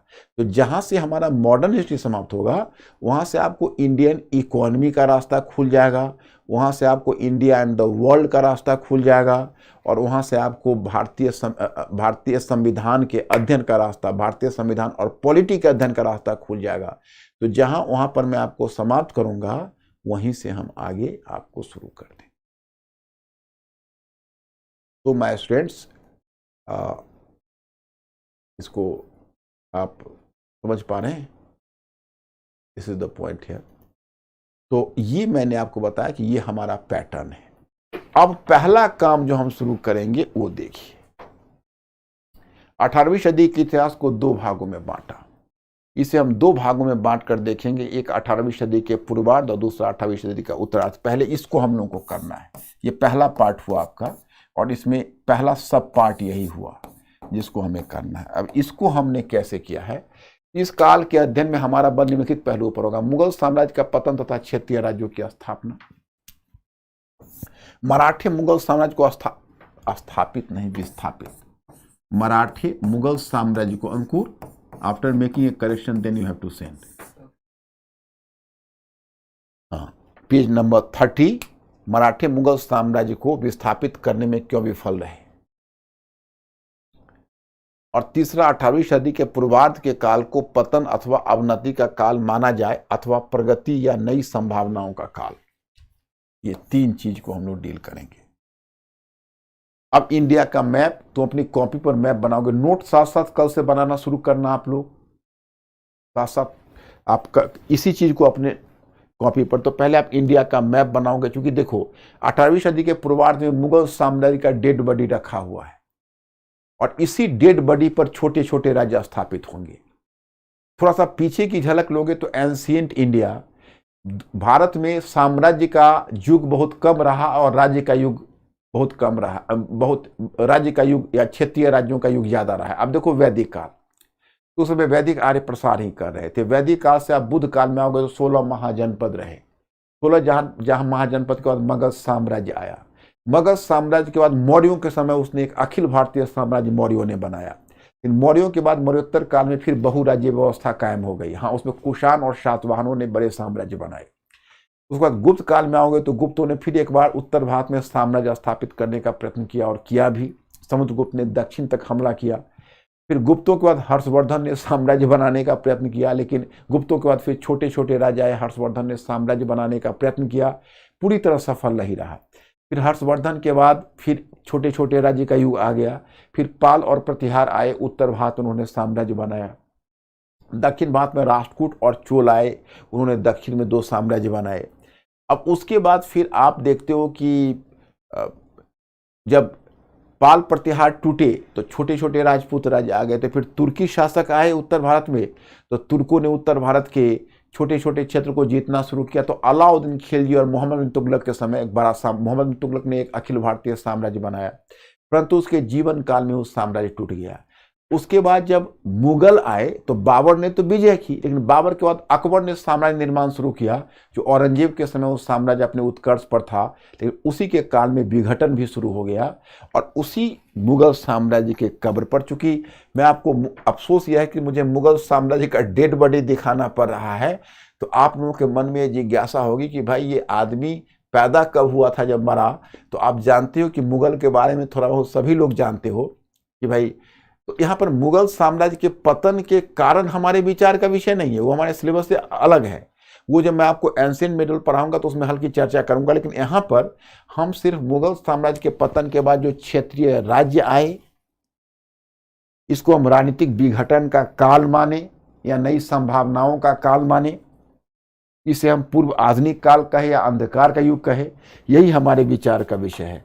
इनके पतन के बाद मुगल साम्राज्य के विघटन के पश्चात 3 तरह के राज्य हुए, निम्नलिखित क्षेत्र में बांट कर देख सकते हैं। तो इसमें 3 तरह के राज्यों में हम लोग बांट के देखते हैं। एक हुआ उत्तराधिकारी राज्य, जैसे आप इसको ऐसे समझिए,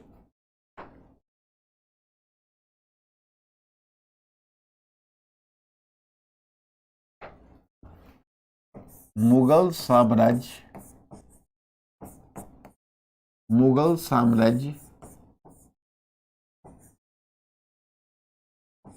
के विघटन के पश्चात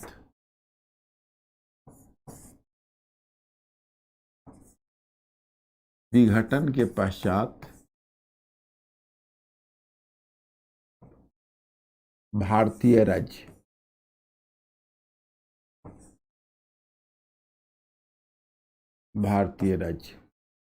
अब इसमें हमने एक पॉइंट 1 कहा उत्तराधिकारी राज्य।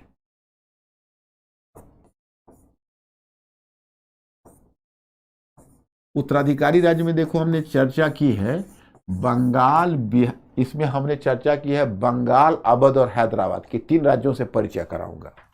दूसरा तरह का राज्य होगा विद्रोह के माध्यम से स्थापित राज्य, विद्रोह के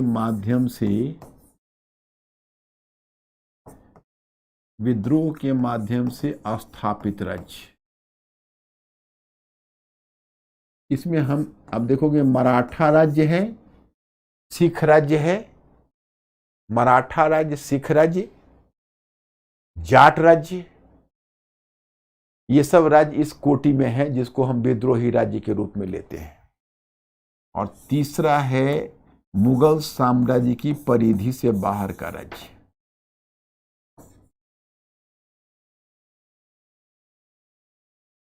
मुगल साम्राज्य की परिधि से बाहर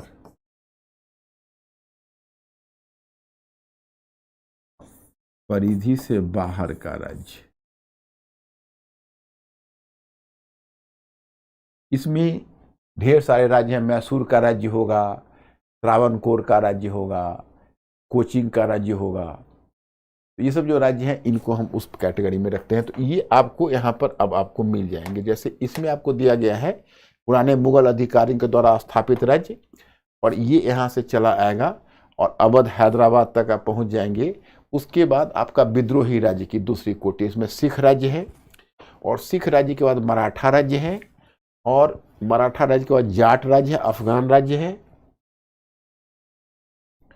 और मुगल साम्राज्य की परिधि से बाहर का राज्य। इसमें आपको मैसूर का राज्य, कालीकट, त्रावणकोर।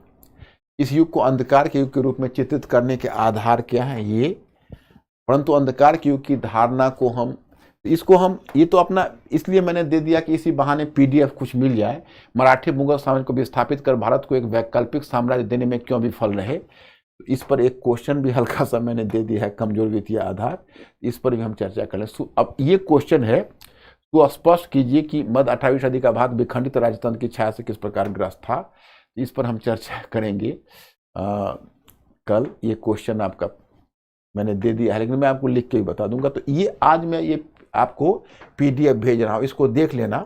और अभी मेरा टारगेट तो है कि 2 घंटे आपको इन्वॉल्व करूं, लेकिन मैं अभी 1.5 घंटे इन्वॉल्व कर रहा हूं कि थोड़ा सा आपको ज़्यादा लोड अभी ना पड़े, प्यार प्यार से आप चीज़ों को समझो। केवल आप मुझे बताते रहो कि आज समझा कुछ या नहीं समझा। बोले बता दो, या कुछ पूछना है तो बोलो, क्योंकि आज मैं यही स्थगित करता हूं, फिर कल आता हूं, और तब तक इस PDF को भिजवा दूंगा। क्या बोल रहे हैं मिस्टर अंकुर? Inform me. समझा? Okay. Any question my students?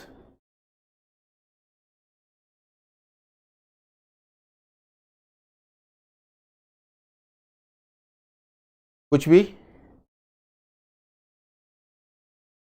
Okay.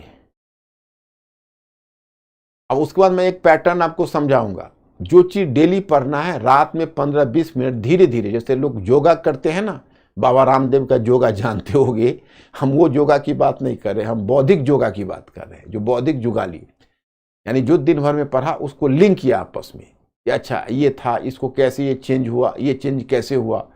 Whenever you are going to link each other, that is called intellectual fermentation। इसको बौद्धिक जुगाली का नाम दिया जाता है। क्या बोल रहे बच्चे? तो अब मैं चलता हूं आज के लिए। अब अंकुर तो फिर डिस्कनेक्ट किया जाए। Okay my students, thank you very much.